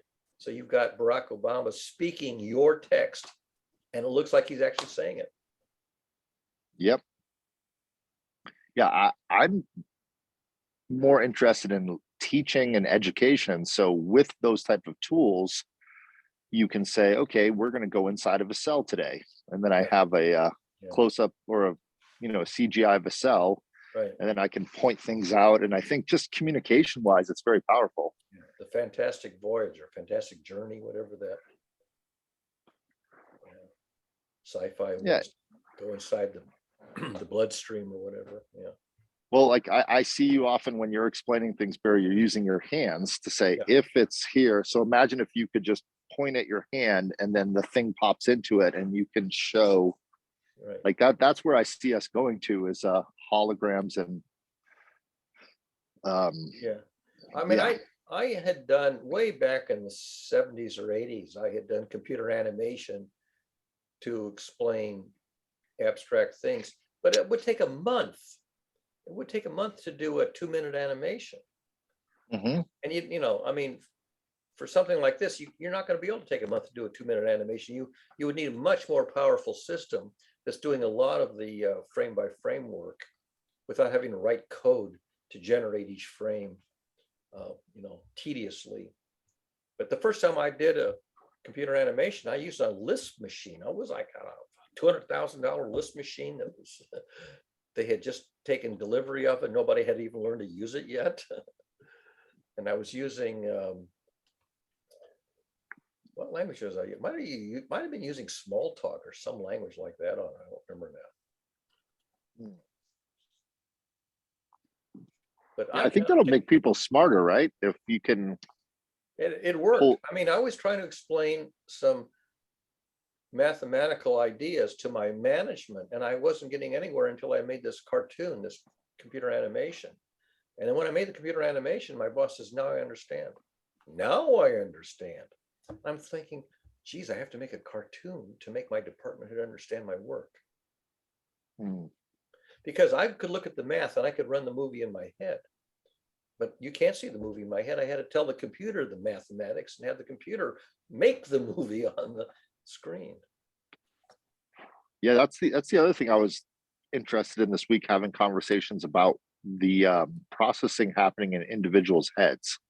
So there's some people that see visuals in their head. Some people Right. don't see anything. Yeah, visual reasoning. I mean, Edward Tufte and Temple Grandin both talk about visual reasoning, and animals use visual reasoning. I mean, anybody who's throwing and catching a ball is using visual reasoning. And the thing is that it's very hard to articulate into a narrative visual reasoning. I mean, it's like knowing where the ball is going to land and running there to catch it. It's like, it's like precognition. Well, it's really, reckoning the ballistic trajectory in real time and getting to the spot and very gracefully intercepting the baseball. Yep. A dog can do that. We had the frisbee catching dog at Stanford. The drum major would go out, on the field, and when there was the dog would join him, and he would throw the frisbee, and the dog would 20 feet away would catch the frisbee. The crowd would cheer. Frisbee catching dog. Visual reasoning. You're solving and it's not even ballistic because frisbees fly. They're aerodynamic. They're not ballistic. And that's the amazing part of the dog catching it. It's calculating where the wind goes, and it must just practice. I don't know. I mean, frisbees do fly pretty slow. I mean, that's the advantage. They fly slow, and they fly in some kind of a aerodynamic arc, but it's certainly not a ballistic trajectory. Yeah. But a bullet catching dog would be amazing. Well, yeah. But I remember this is what we're talking about in the 1970s, the frisbee catching dog at the Stanford marching band. Yeah, I think I think we're going to have superpowers as a human race with all these kind of technologies, and the kids that grow up playing these really fast video games, their speed is really quick. You can learn at fantastic easily. You can learn 10 times faster with the right computer interface presenting the material. Narratives are a terrible way to present unless you're presenting a story. Then narratives are but if you try to do mathematics in a narrative, it isn't going to work. I don't know. I like the Veritasium. They just did one on an algorithm and showing the waves. I think it works. I think it's but he does animations, and he actually has physical objects. He has physical objects that he manipulates. And you mean just a vocal narrative, or you mean I'm without just telling the a visuals? story. I mean, if it was just the voice on the radio, if all you had was the voice on the radio, you wouldn't learn it. You have to have the visual, and the visual has to illustrate something that. I mean, imagine trying to explain this in narrative. I mean, forget it. I mean,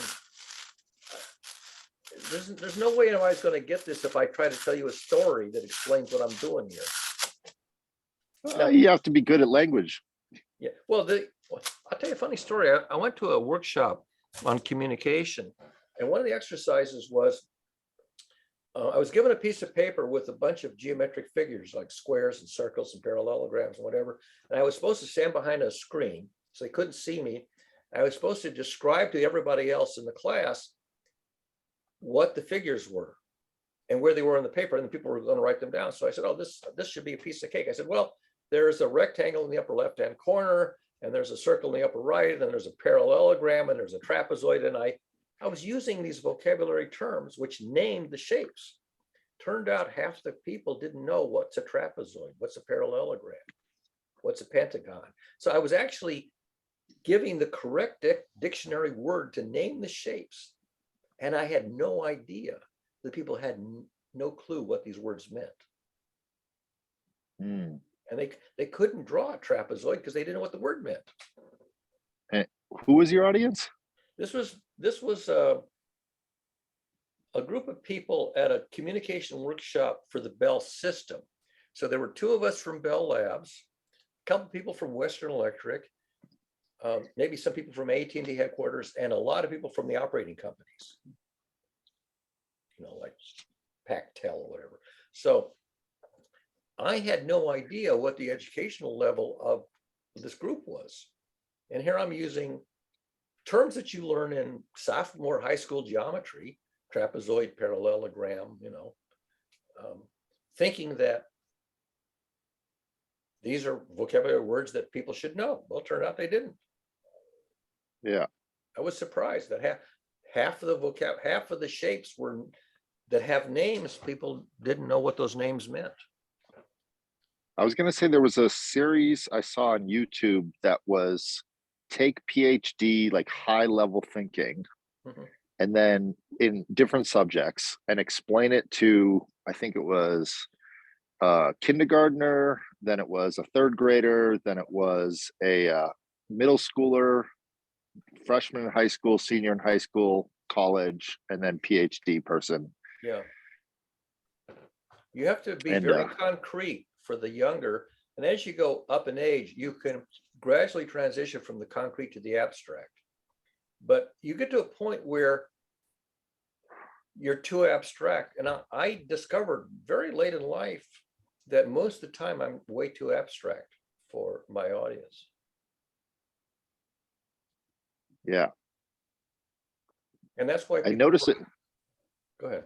It went from talking at to talking to. By the Yeah. time it got to the top level, they were sharing knowledge that the other person didn't know. Anyway, oh yes, exactly. And it got to an equilibrium of knowledge Right. of where.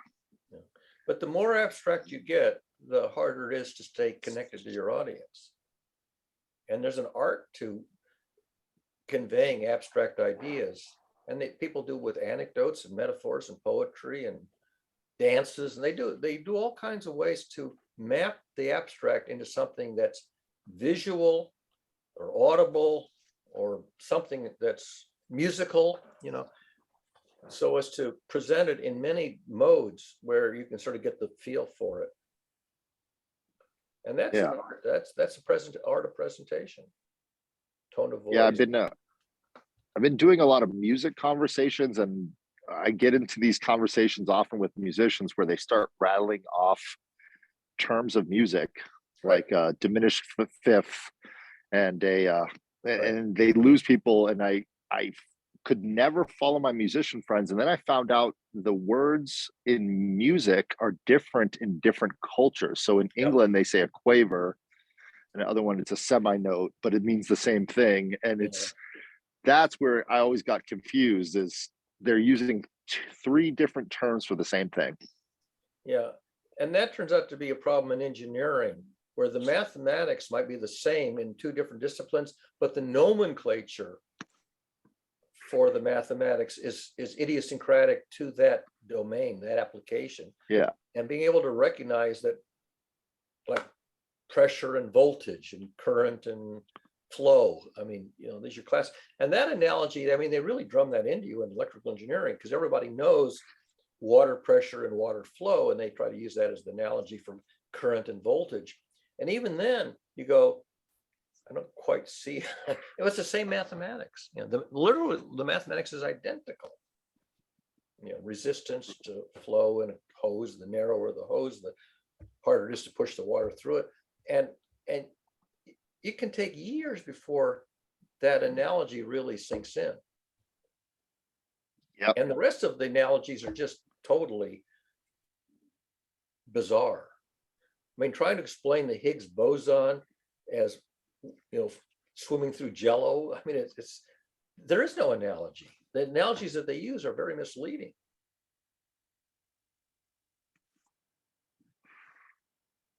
And I remember when that came out, I go, I don't even know how to make sense of that analogy. And I know it can't be right, and it isn't right.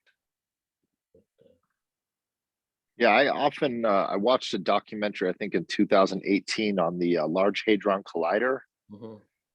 And just part of my spidey senses, my intuition said, I think these guys are just full of shit. They just built this giant billion-dollar thing that is, I know it does something, and I know it's supposed to do something, but it just feels like a giant sham. It fires protons, this proton hits that proton head on, and they get a shower of weird particles. And they're taking a picture of that. Yeah, yeah. They have By the some way, sort of detectors. one of the things that's kind of interesting about history of mathematics, you go back to the 1920s, there was this one guy, his name was Dirac, P-A-M, Dirac. And he started out, I think, at Oxford, and he ended up at the University of Florida. But he was very reticent. He spoke so little that they used the word Dirac to mean 1 word per hour. If you speak 1 word per hour, that's 1 Dirac. Anyway, there's this famous story where he gets up at a conference and he writes a very concise equation on the blackboard, like 6 symbols. And then he sits down. And that's it. He just writes the equation on the blackboard and never says a word. And it's called the Dirac equation. And it turned out that this was the equation of the electron, because they didn't have a mathematical equation for the electron. So he writes this equation, which turned out to be the equation for the electron. And of course, it takes the audience a long time to really decode this thing. But here's the funny thing. When you solve the Dirac equation, you can get 2 solutions, one for the electron and one for an imaginary particle that's just exactly like the electron, except it has a positive charge. And it's like solving an equation for an imaginary solution, except that ends up predicting antimatter, because the positron was later discovered and it was the other solution. It's the same formula as the electron, the Dirac's equation for the electron, except that the electric charge is positive instead of negative. And that Dirac equation basically foreshadowed antimatter, because after they found the positron, the anti-electron, then they found that they could do it for every other particle. Every other particle had an antiparticle. And now antimatter is in Star Trek, right? It's just part of. Here's a guy gets up, writes an equation with like 6 symbols and never says a word. And he's basically the father of understanding antimatter. And so if everything has an opposite thing, is that because I've never wrapped my head around a positron and an electron. Like I could never wrap my, like, is everything mirrored? Is the idea that there's symmetry in the universe? Yeah, there are 3 kinds of symmetry mathematically. So there's charge symmetry, so you can have positive and negative charges. There is time symmetry, that things can run forward and backward, and you get the same equation if you go forward and backward in time. And there's something called parity, and parity is really left hand versus right hand. That's your mirror image. So there's mirror image symmetry, dextrorotatory and levo rotatory. There's charge symmetry and there's time symmetry. They're CPT, charge, parity, and time. And an enormous amount of mathematics has to do with whether everything has an exact counterpart in charge and parity and time, whether everything is reversible in those 3 different ways. And in particular, symmetry breaking. Are there cases where symmetry is broken, whether you do not get the exact opposite? And the symmetry breaking cases are the really fantastic ones, because one of the things that you have to ask yourself is, why is our cosmos matter and almost no antimatter at all? Antimatter is extremely rare. Now, here's the interesting thing. Let's say you eat a banana. You are producing positrons, because when there's something in a banana that's radioactive, and when it breaks down, one of the products is a positron, a positively charged electron. Your body produces antimatter from radioactive decay, from the foods you eat. Okay. And so the positron will hit an electron and annihilate itself and produce a little bit of energy. Not a lot. So, I mean, it's not like an atom bomb, because it's only a few electron volts. But here, I mean, there are positrons around us. Not very many, like 1 in a trillion, I think is. For every trillion electrons, there's one positron, floating around somewhere. And they don't last very long because they hit an electron and they annihilate, generate gamma rays or something. But this one little equation of Dirac, presaged the discovery, the prediction, and then real discovery of antimatter. This is like. And how was that utilized? What was that discovery utilized for? Well, first of all, it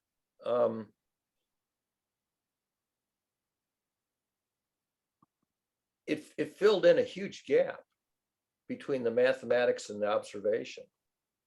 Because I mean, the thing about left and right, mirror image, that was well known, because almost all organic molecules, like sugars, you know why dextrose is called dextrose? No. It's a right-handed spiral, dextrose, dexter, right hand. And you can make levos, which is exactly the same molecule, except it spirals the other way. It's like screw threads. It threads. So all living systems that produce sugar produce dextrorotatory sugars. You can also make levo rotatory sugars. And if you eat it, it'll taste sweet, but you can't extract the energy because your body can't break it down. And so it'll pass through you without actually providing any nutrition. And the question is, why is life always dextrorotatory when it's helical? Why are all the helices right-handed helices, and in living systems there's no left-handed? Now you'll find them in nature, but not nature, but in cosmology, but not in living systems. Do not make levo rotatory helical structures. And the same was true of, why did the universe give us positive matter, and where did all the antimatter go? Shouldn't there have been an equal amount of matter and antimatter at the Big Bang? Where did all the antimatter go? And it turned out they think it's because of symmetry breaking.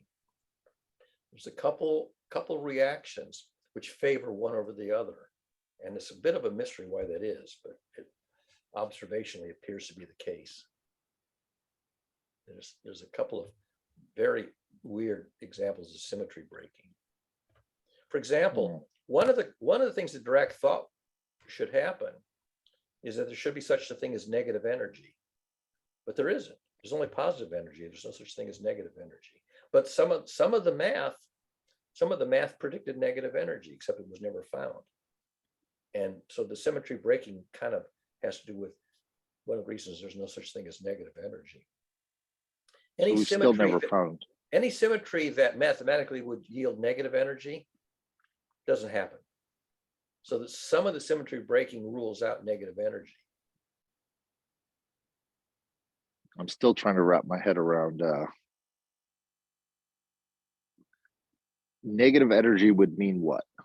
What would be a model example of if we were to find it?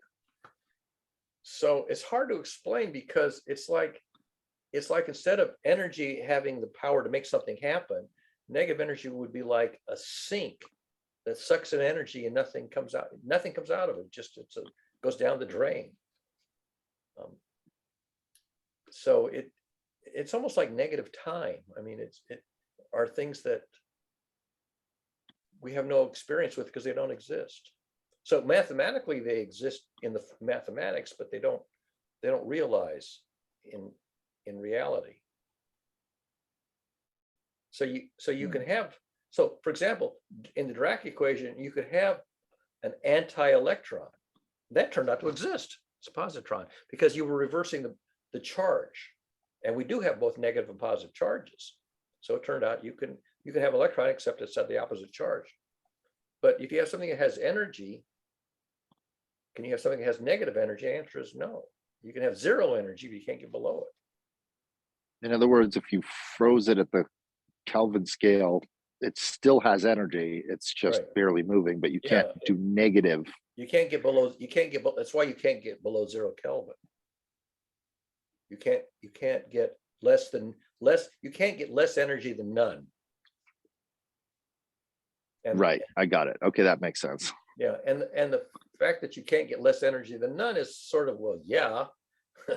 You can't, like, you can get down to one molecule of nitrogen and you can't have, and then you can get down to zero, but you can't have a negative number of molecules of nitrogen. It says, once they're gone, and you can't have, holes where nitrogen atoms would fill in the hole. Or can you? That's the Well, question. See, the thing is that in semiconductors, you can. Because what is a hole in the semiconductor? Hole in the semiconductor is an electron that should be there that's gone. It's a gap. Right.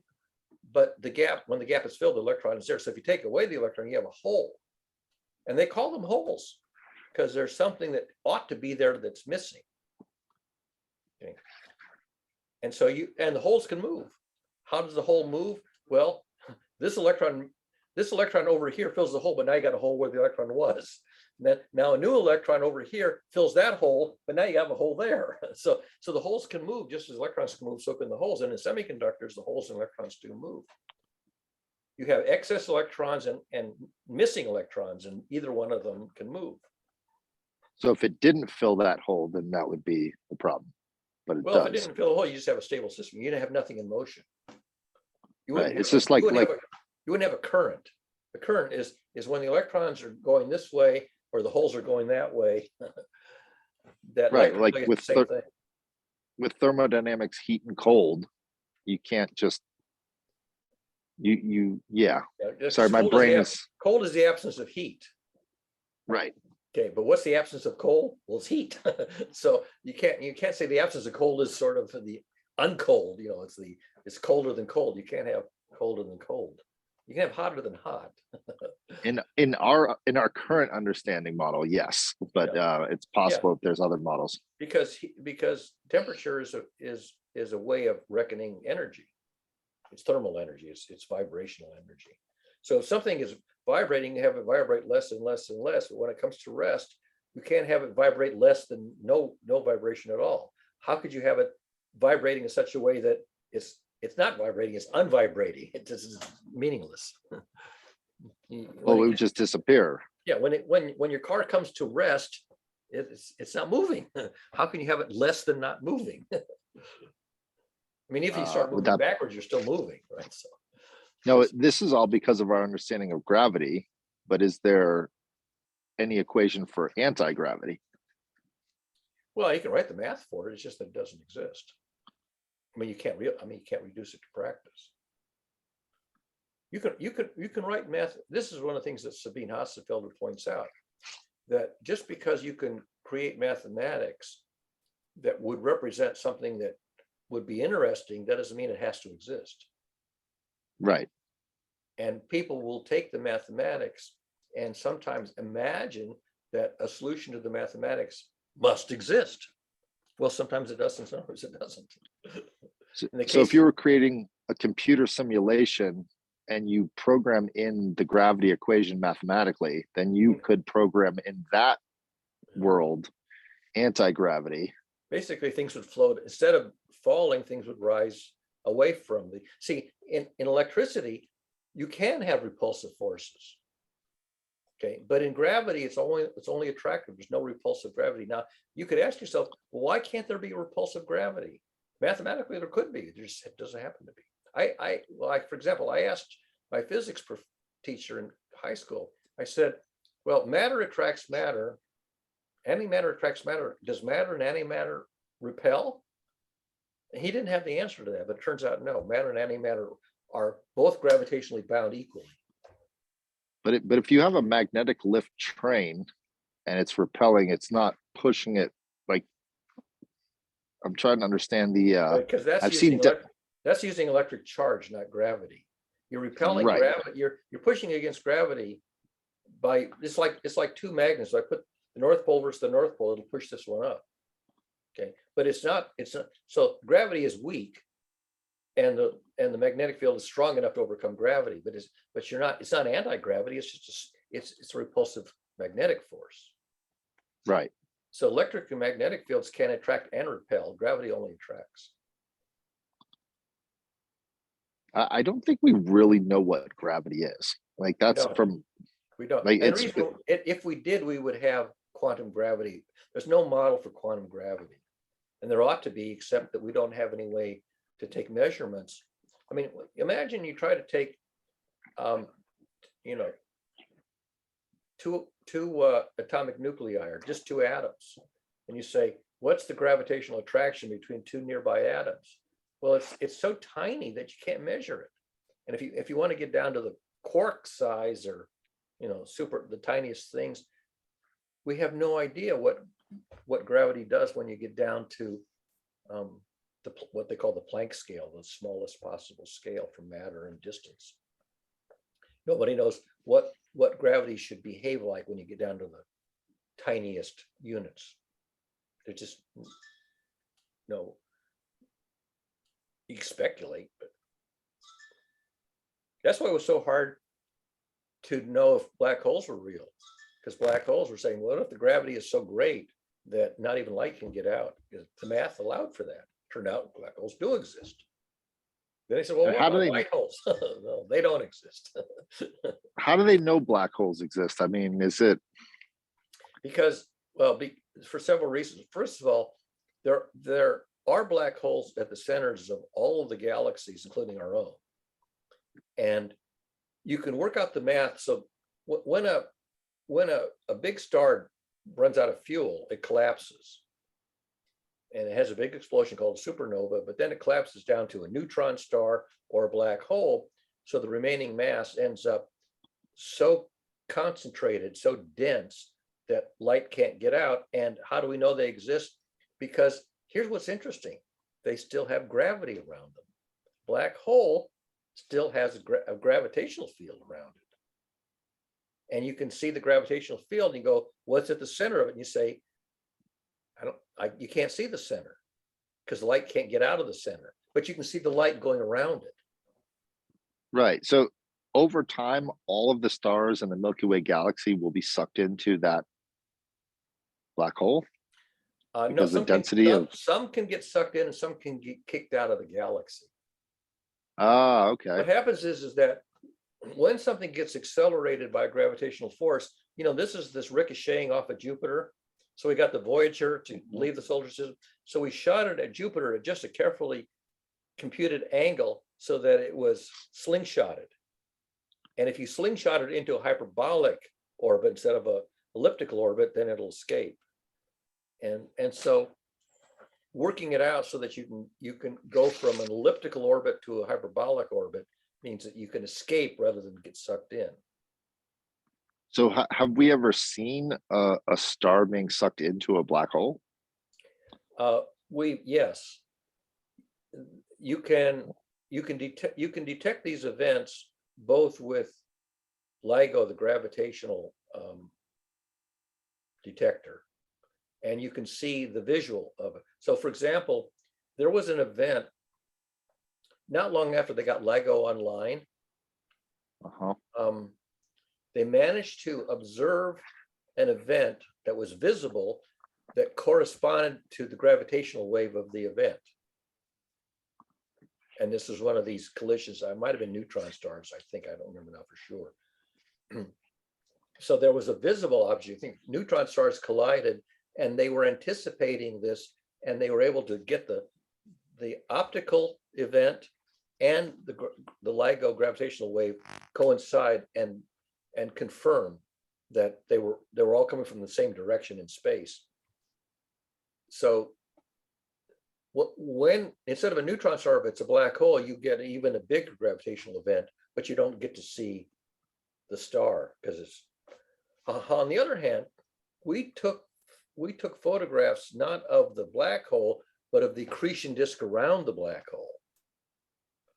And the accretion disk around the black hole, you can see the accretion disk behave in such a way that you know that there's a huge gravitational body at the center of it. And all the math works. The calculations all agree with the black hole model. So if you made an assumption that at that scale is the scale, if you go down to the Planck scale, down to the very essence of what's going on the quantum level, and you just made that assumption, it's exactly the same as above, so below, what would that mean for at the electron level, at the smallest level. We actually don't If there, know. Because the thing is that Newton. I know we Newton don't and know, but I'm Einstein's just saying to equations of gravity. hypothesize. See, the thing is, the existing models of gravity are differential equations, and that's macro. When you get down to the quantum, you can't use differential equations. You got to use discrete models, and we don't have discrete models because we've never been able to observe things at the. But what if we didn't observe it? We just imagined Oh, that's that called what's yeah, going on. right. So there are And then- several theories. One is called loop quantum gravity. There's I think maybe 2 or 3 competing mathematical models for what gravity might look like at the quantum level. So the one that I think is best known is called loop quantum gravity, but there's a couple of others, and nobody knows how to test these to see if they're correct. Right. They're just mathematical playthings that might or might not correspond to what actually does happen at the quantum level, but we have no way to test these models to see if they're agree with reality. So maybe if we test it, we get it right, it just sucks up everything and everything's gone. Well, yeah, there are. Is that what a wormhole is supposed to be, or? Well, see, a wormhole. The thing is that if you take the Einstein formulas, one of the solutions is called an Einstein-Rosen bridge. And the Einstein-Rosen bridge is a mathematical solution, but it's not. It doesn't. Nobody. Well, I say nobody. Most scientists think that it's a mathematical artifact for which there's no real world, because it means that if you go into a black hole, you can come out, you can go through a Einstein-Rosen bridge and come out somewhere else. And far as we know, that doesn't actually happen. And partly because it involves negative energy. You have, if we're it involves things that, as far as we know, are not possible, like negative energy and faster than light travel over great distances. And so the mathematics is there, but there's no reason to believe that the mathematics describes anything that's actually real. the more I understand this, the more I'm pretty sure we're in a simulation. Well, we're in a cosmos that computes itself. I mean, Well, what is for a quantum- sure. There's- I mean, a quantum computer is basically a computer that does what the universe is doing already. Right. And we're in a reality that there's obviously mathematics that create life itself, meaning Yeah, macro systems. Yeah. By the way, Yeah. there's a great series on YouTube, and if you want to make the investment, not a money investment, the time investment, there's a series called, and this is the name of the YouTube channel, The Entire History of the Universe. And it's something like 21 episodes, they vary in length from about 30 minutes to, I think the longest one is an hour and 15 minutes. And in 21 episodes, which are produced over the course of about a year and a half or so, they basically go into all these questions. And you can work your way I've through. seen it. I've been on these YouTube channels, the entire history of the universe. What I'm interested in is our new detection device that we spent 20 years creating, the James Webb Telescope. Right. And I was just listening to a podcast of Neil deGrasse Tyson's promoting his latest book. So he's on the lecture tour again, on the promotion tour. But one of the things that he said really was interesting is the first things they want to do with the James Webb is to understand the things we already know before we dive deep into the things we don't know. Yeah. Becky Smethurst, Dr. Becky gave I think last week, an episode where there is this one star that's very small and very dense. And there's a planet bigger than Jupiter, but about the same mass as Saturn, that is so freaking close to it that it orbits it in about 4 days. This giant planet orbiting this very, very massive, dense star, and 4 days, which means that the planet transits its sun every 4 days, and it has a huge atmosphere. So they wanted to use James Webb to get the spectral analysis of the atmosphere of this planet that's occulting, that's transiting its star every 4 days. And what really got them excited is they found the signature of sulfur dioxide in the atmosphere Of the planet? of the planet. And the reason that they got them excited was not because it's suggestive of life. They have no reason to believe there's any life on this planet. First of all, the temperatures are enormous. But one of the questions was, how the devil do you make sulfur dioxide in the atmosphere? Because you needed a mechanism to do it. And there is a mechanism, but it was such an arcane one. It involved atomic nitrogen and atomic oxygen. Nitrogen normally is, two molecules connected, and oxygen the same way. And you need atomic nitrogen and atomic oxygen and a complicated chain reaction that ends up with sulfur dioxide. And they were able to show that the amount of sulfur dioxide observed in the atmosphere from the imaging with the James Webb, because they had to use the infrared imaging, agreed with the theoretical model. And so if you watch this episode of Dr. Becky, she talks to one of the researchers, who planned the experiment and did the math. And they are just over the top in their emotional enthusiasm for this thing that they found smelly gas. Sulfur dioxide is what makes farts smell. It's rotten eggs. And they found this, this fart gas, this rotten egg sulfur dioxide in this with the James Webb, and they're just head over heels in enthusiasm for this. And then she goes on for 30 minutes, talking to this guy and gets all excited about it. And the average person, they go, fart gas. I mean, okay. Well, I mean, we're talking about how matter, what's the word for element? I mean, Organic chemistry. Yeah, organic chemistry, like the carbon, the silicon, the just the way that these things are moving inside of the universe, and the way that they form into balls and spin around each other. Right. I mean, it's astonishing. Yeah, that it all works.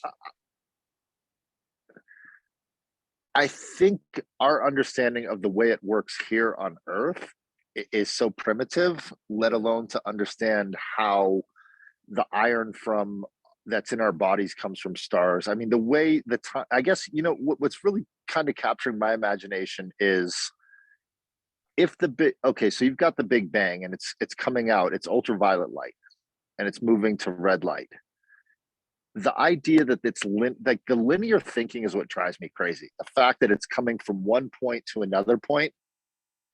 What if that's just one, not even a breath? If you take time and you collapse it into like Zeno's paradox, you keep cutting it in half. Right. So imagine inside of an atom, that electron that's moving into a positron to a negatron. What if that is an entire universe? And then it blinks out of existence, just like our entire Big Bang to the collapse of the entire system. Because the system will collapse eventually. Yeah. Well, I mean, it'll fold upon itself. The proton is so bloody stable. They know the proton if it decays at all, has a half-life greater than 10 to the 31 billion years. The half-life of the proton, if it exists at all, is much longer than the age of the universe. Yeah. With exact numbers. And so one of the questions is, will all the protons eventually decay? Or is the proton so stable that it'll essentially last forever? And so some of these things, like very, very stable particles. I mean, carbon is very stable. Carbon-12 is very stable. On the other hand, cosmic rays create carbon-14 in the upper atmosphere. And then the plants will take up the carbon-14 and make organic molecules which have carbon-14, which then would decay slowly over, I don't know what it is. I forget the exact number, but they can do carbon-14 dating and tell when something died. Right. But And- I'm saying, if you can expand your thinking all the way out to, you're in the Large Hadron Collider, you're smashing atoms, Yeah. you're creating, I don't know how many thousands of big bangs, if you will, if you can hit them just properly. And that was a whole entire 800 billion universe time in less than a fraction of a second. Do you see what I'm saying? Like, if you yeah, can take time and keep squeezing it to levels of super large and super small, yeah, and eventually it folds upon itself. yeah, is the Does that make sense? explosion of a proton-proton collision anything like the Big Bang? Maybe. But not anything like exactly like, and then all of the material of everything goes infinitely in and infinitely out. Thus, you can't calculate it. There's no reason to calculate it, well, because some, it's well, yeah. some of the stuff that comes out is gamma rays, and the gamma rays just keep going forever. Well, they can eventually hit something, but I mean, the 3-degree microwave background radiation is the gamma rays from the early Big Bang that are just keep going and going and going. And they think the same thing should be true of gravity waves. They think that just as the 3-degree microwave electromagnetic radiation is the echo of the Big Bang, they think there should be gravity waves also, but they're so bloody weak that LIGO is not sensitive enough to detect it. Now they want to put something like LIGO in space with a huge distance, and then they think they can detect the gravity waves from the Big Bang. And that's going to be another 20 or 30 years, I think, before they get that thing going. But they think that they can detect the echo of the Big Bang in the gravity waves, not just the electromagnetic radiation. So just imagine a more complex universe than we could ever imagine. And then as we're trying to use our detection, our ability, our understanding, just when it seems to be, it can shift because there is another abstraction of reality model that's so far beyond anything we could ever even imagine. In other words, we're basically just looping around in a simulation. Well, I mean, look at string theory. String theory is just a completely imaginary mathematical formulation at the Planck length, which may or may not correspond to anything real. It may just be, a mathematical toy that doesn't explain anything. But they've been working on string theory for 30 years. But I'm saying, imagine if you could just step outside of this consciousness into a whole nother, like you're just in a room looking at a computer screen, watching the entire universe. Well, yeah, okay. Play out, like use the software Universal Sandbox and you'll see what I'm talking about. Yeah. I mean, when you look at the images from the James Webb Telescope, I mean, there's these creations out there, the pillars of creation. You've probably seen the pillars of creation. I mean, they just go, holy shamoly. I mean, what enormously huge, but extremely distant structures are out there that, have these dynamics that are just, mind-blowing. It's boggling. I mean, it's, your brain can barely wrap around it. When I see the cosmic web and I look at it as electrical currents, and then I look at the actual electromagnetosphere around the Earth, the amount of waves of electricity going around the Earth, keeping it, stable for this moment. And that is, when I think of it at the smallest scale, that's beyond our understanding of time, because it's such a tiny amount of perturbation of a wave. In other words, waves can go at, imagine a wave that can just go on infinitely. Well, for all we know, the CMB is continuing out with the expansion of the universe and will continue out indefinitely. Mhm. I mean, they think that the universe has expanded to the point where portions of it are far beyond the horizon that we can get light from. It's already too far away and receding too rapidly. But they think maybe the universe is something like 90 billion light years from, diameter, and we can only see out to 13.8 billion years worth, because that's Right. all the light. That's the neighborhood where the light's been able to reach us, and beyond that, the light will never reach us.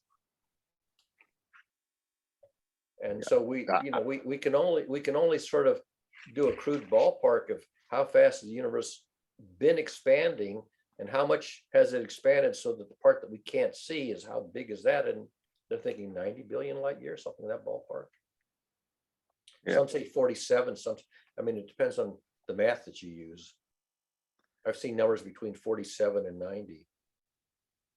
I just feel like this line of thinking is like grooves in a record, and we're just spinning around, and the Yeah. record just goes out infinitely.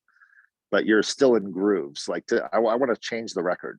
Like, I want to take it off of the record player and say, you know what? That's one line of thinking, but another line of thinking could be, I'm going to meditate for 30 years, collapse the energy of my physical body into a antimatter particle and suck in all of the matter. Like, I like to think outside the box. Like, Well, just that's what imagination. Look at Harlan Ellison. He writes fantasy fiction, and you can Mhm. imagine all kinds of things. Almost a lot of our entertainment is just total fantasy imagination.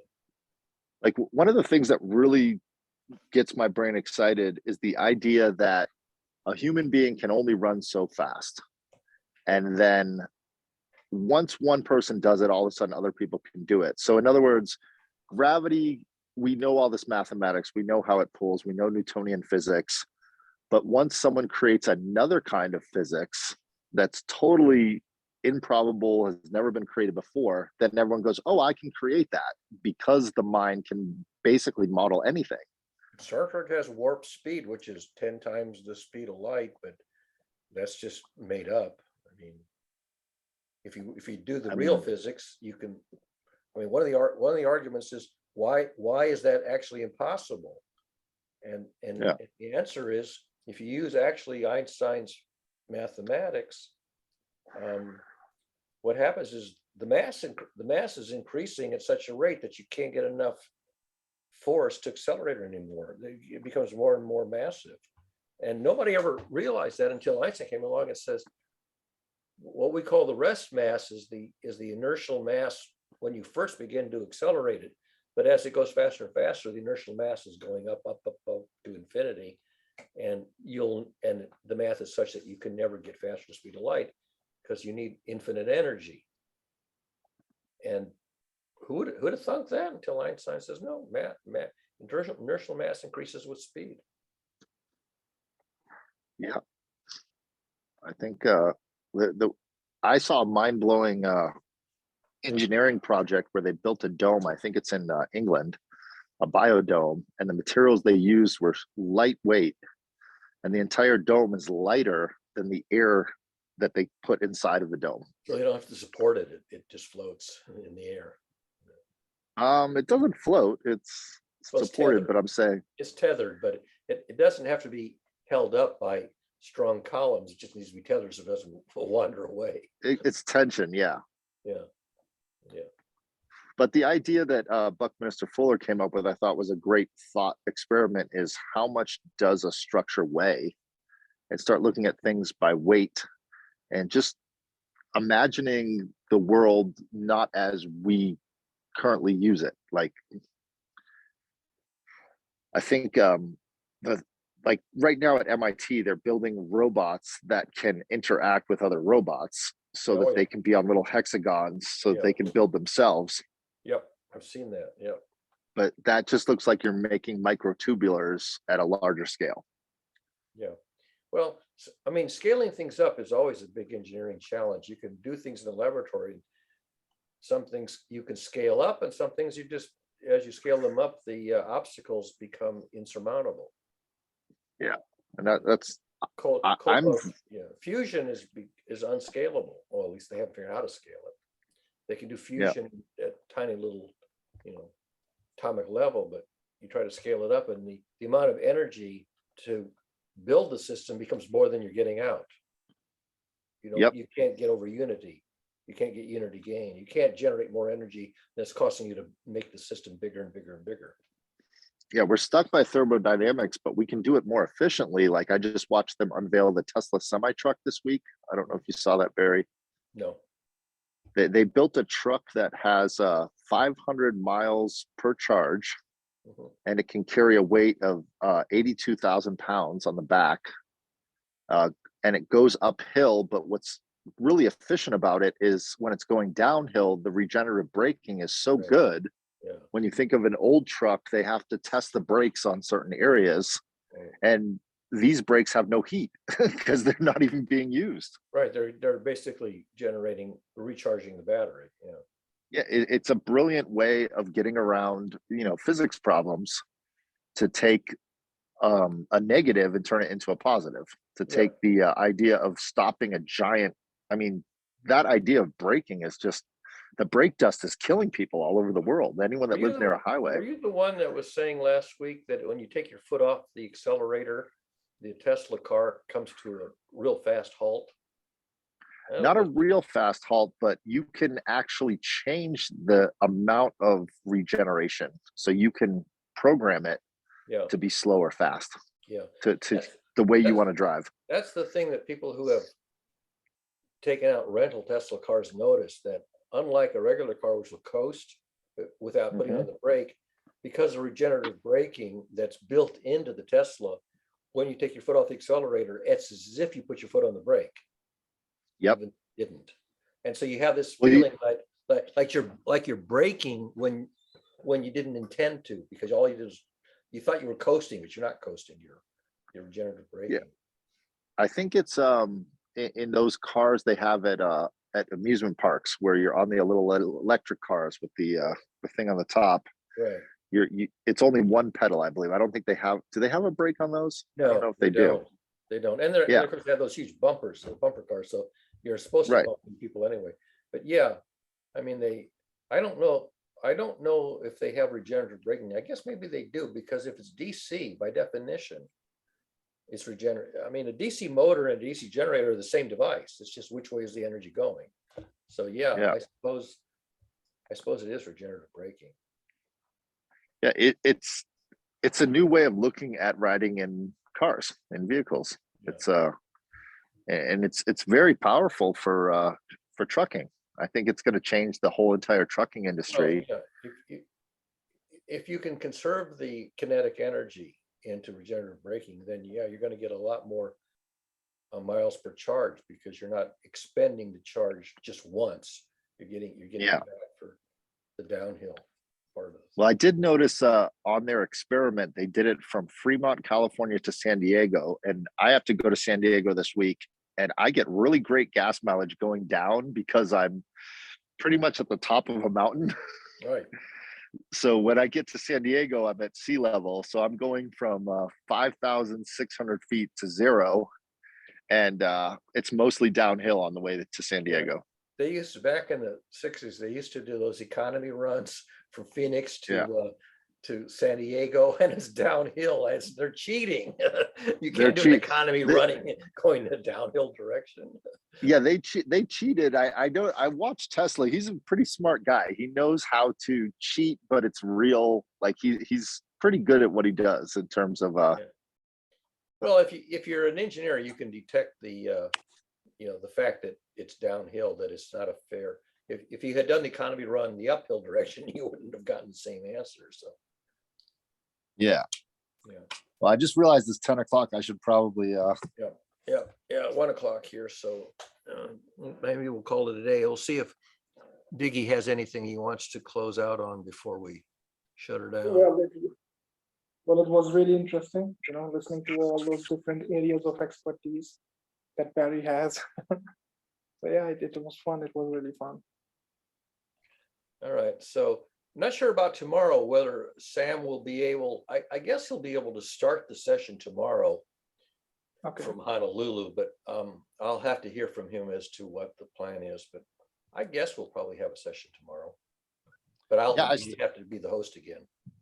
I was gonna say, Barry, I still want to work at keeping the GCC going so that you have the ability to start the session yourself. And then also I did a little deep dive into Sam's posting on the internet of GCC and his work and that sort of thing. And I would just hope that more of us at the GCC are doing the same that Sam's doing to post the information so that it's not dependent on one person, so that it's more decentralized and not centralized. Yeah, the thing is, Sam is using his paid for account. My Zoom account is the free account, so I can only do a 40-minute before it cuts off. Well, I'm sure we could do a quick fundraiser just with our friends and family and ask to pay for a Zoom account for the next 5 years. I don't think that's too expensive. Oh, for the Zoom, because I mean, theoretically, Sam could loan me his password if he trusts me not to give it away. Of course, he can always change it anyway. I mean, he could theoretically change the password, give me the password for the day, and then Monday change it back again. But we're systems thinkers. We can come up with a system that's not person dependent. Or I could break down and actually bother to buy a premium account on Zoom instead of using the free one. Or like, I'm still waiting. When we started GCC, I was going to donate. We had a open, I forgot what it was called, but it's still on the website, a place to donate to the GCC. So instead of donating, I donated $20 a month, and I've been doing it for 5 years to allow for the server to be up. We tried to all use it together, but no one knew what to do on the server. I gave everyone access to it. And what I'm trying to say is, if it's person dependent, which GCC was started on Sam and why am I blanking on her name? Tammy. Myers. So the two made a pact that they would continue doing this ad infinitum. And so if Sam has done it for the last 4 years, I think it's Tammy's turn for the next 4 years, or someone needs to step up. I'm just saying. And I'm 77, so who knows how much longer I'm going to be around, be doing anything. I mean, Sam trusts me to be the host. I don't know if he would trust me to give me his password so I could start the session when he's flying over the Pacific Ocean. But well, I don't think it should be in Sam's password, just like our Facebook account is in Aaron Perlmutter's, hands as the owner. I think it's important to set up. That's why I keep mentioning the word trust, but whatever system we set up, it's something that can go on past us. That's what I'd like to set up a system. That's tricky, to create a system that can outlive the founders. And there are systems that outlive the founders even by thousands of years, but not very many. Well, aren't they called foundations? I mean, the Nobel Prize is a foundation that outlived Alfred Nobel. Yeah, and it's run by the royalty of Sweden and Norway. Yeah, well, Diggy and Stacy could be royalty, and they could run it. I'm just saying we could set up. I mean, it's not a lot of effort if we're not using a lot of resources. Meaning, if we just needed, say, $5,000 would keep it running for the next 20 years. I think we could do something like that. Yeah. Well, I'm not going to be around for the next 20 years, so that's up to somebody else to work out. I'm going to be around, I hope, for at least You 5 guys more will. years. Yeah, you're half a generation younger than I am. Yeah, but I want to ride motorcycles and fly planes, so I don't know how long I'll be around. I'm wait when my daughter is like old enough to where she can do it on her own. I really want to. I mean, there's so many new drones and planes that are going to be coming up. I want to step inside of one of these things and. Yeah. My goal is a little different. I just want that the contributions I've made of my lifetime don't vanish into the ether when I'm gone. That's really all I care about. I mean, it's not really true, but I mean, it's one. Well, sort of who do you have a living trust or a will for the server that's behind you? Like, who's gonna, when you die, is someone just gonna take that server and throw it in the trash? Well, I'm on Google Sites, which I don't own, and the Google Sites will probably run.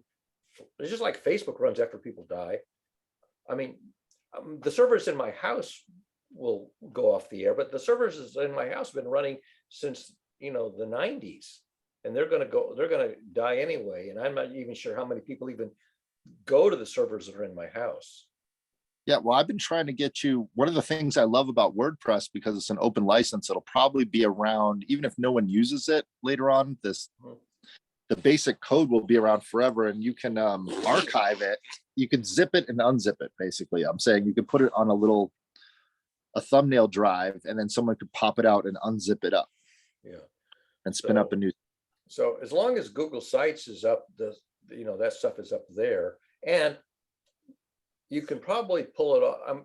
I'm not sure. It may be on the Internet Archive, the Wayback Machine. I'm not sure about that. But I mean, it was originally on Google Knoll. Google Knoll only lasted 3 years. They took it down. Then it was on WordPress for a couple of years, but it was frozen. So then I moved it to Google Sites, which has been ever since. It's been on Google Sites now for a decade, I think. Yeah, we've had this conversation. I'm just saying to allow for information, like I don't know how much we did in GCC, but the guy Ward Cunningham, are you familiar with him, Barry? Yeah, I know the name. I never really interacted with him very much, but I know the name. Okay, he was the guy that innovated the wiki movement, the wikis, and Yes, that's how come I know his name. Yeah. So there's another gentleman that doesn't come here very often. He just had 2 twins, and he has another kid. His name's Robert Best. Have you ever met him? I don't recall. That name doesn't ring any bells. Okay, he works with Ward Cunningham on creating federated wikis. Oh, okay.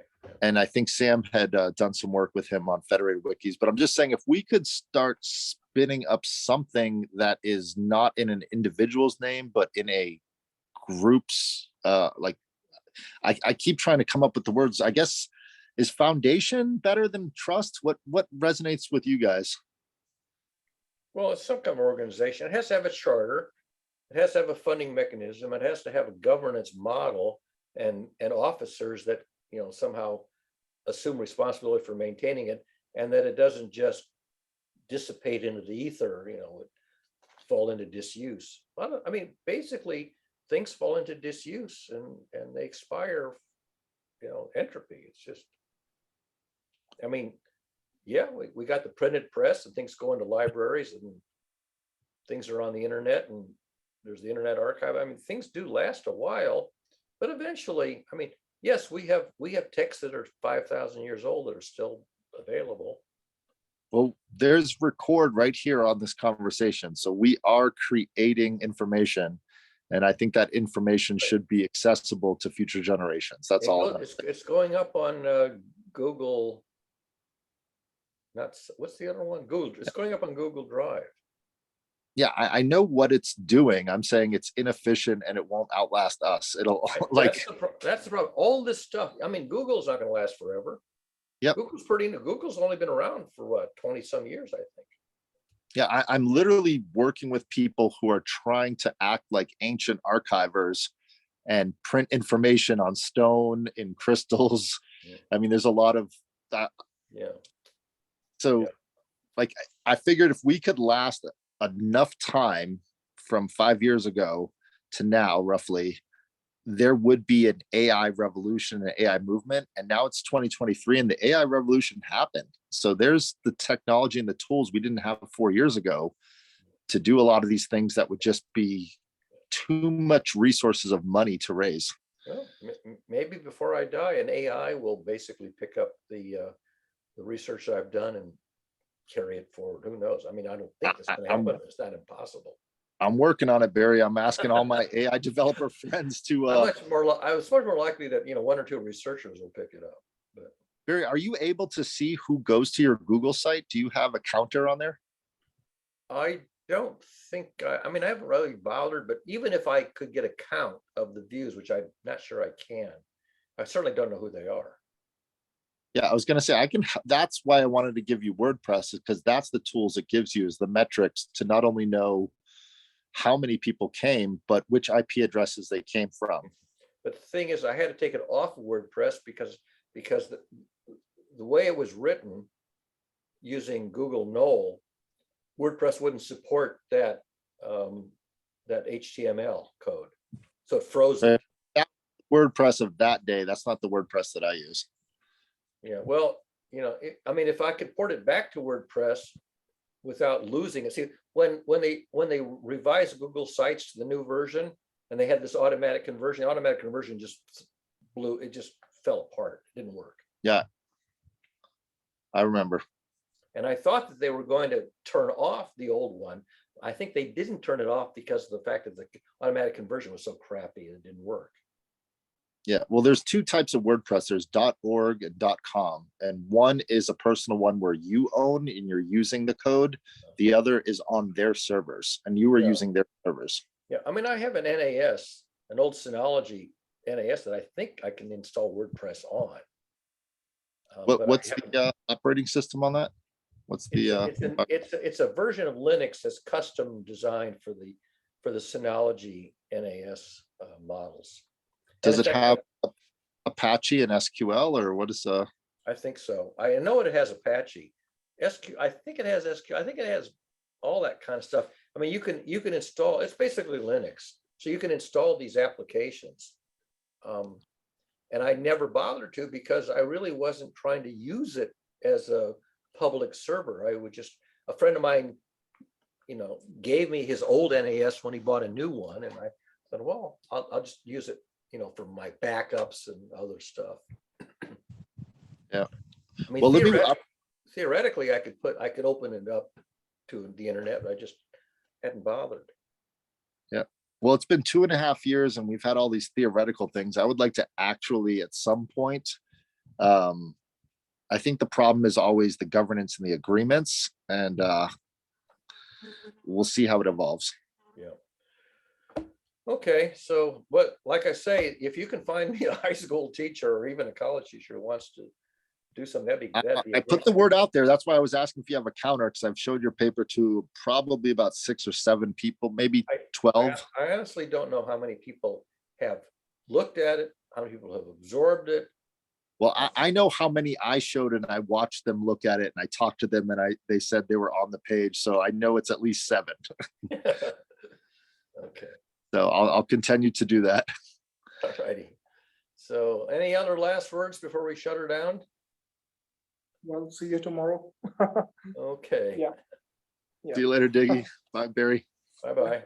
Cheers. Take care, John. Thanks for all the fish. Thank you. All right, stop the recording here and shut it down. Let's see. Recording, where is it?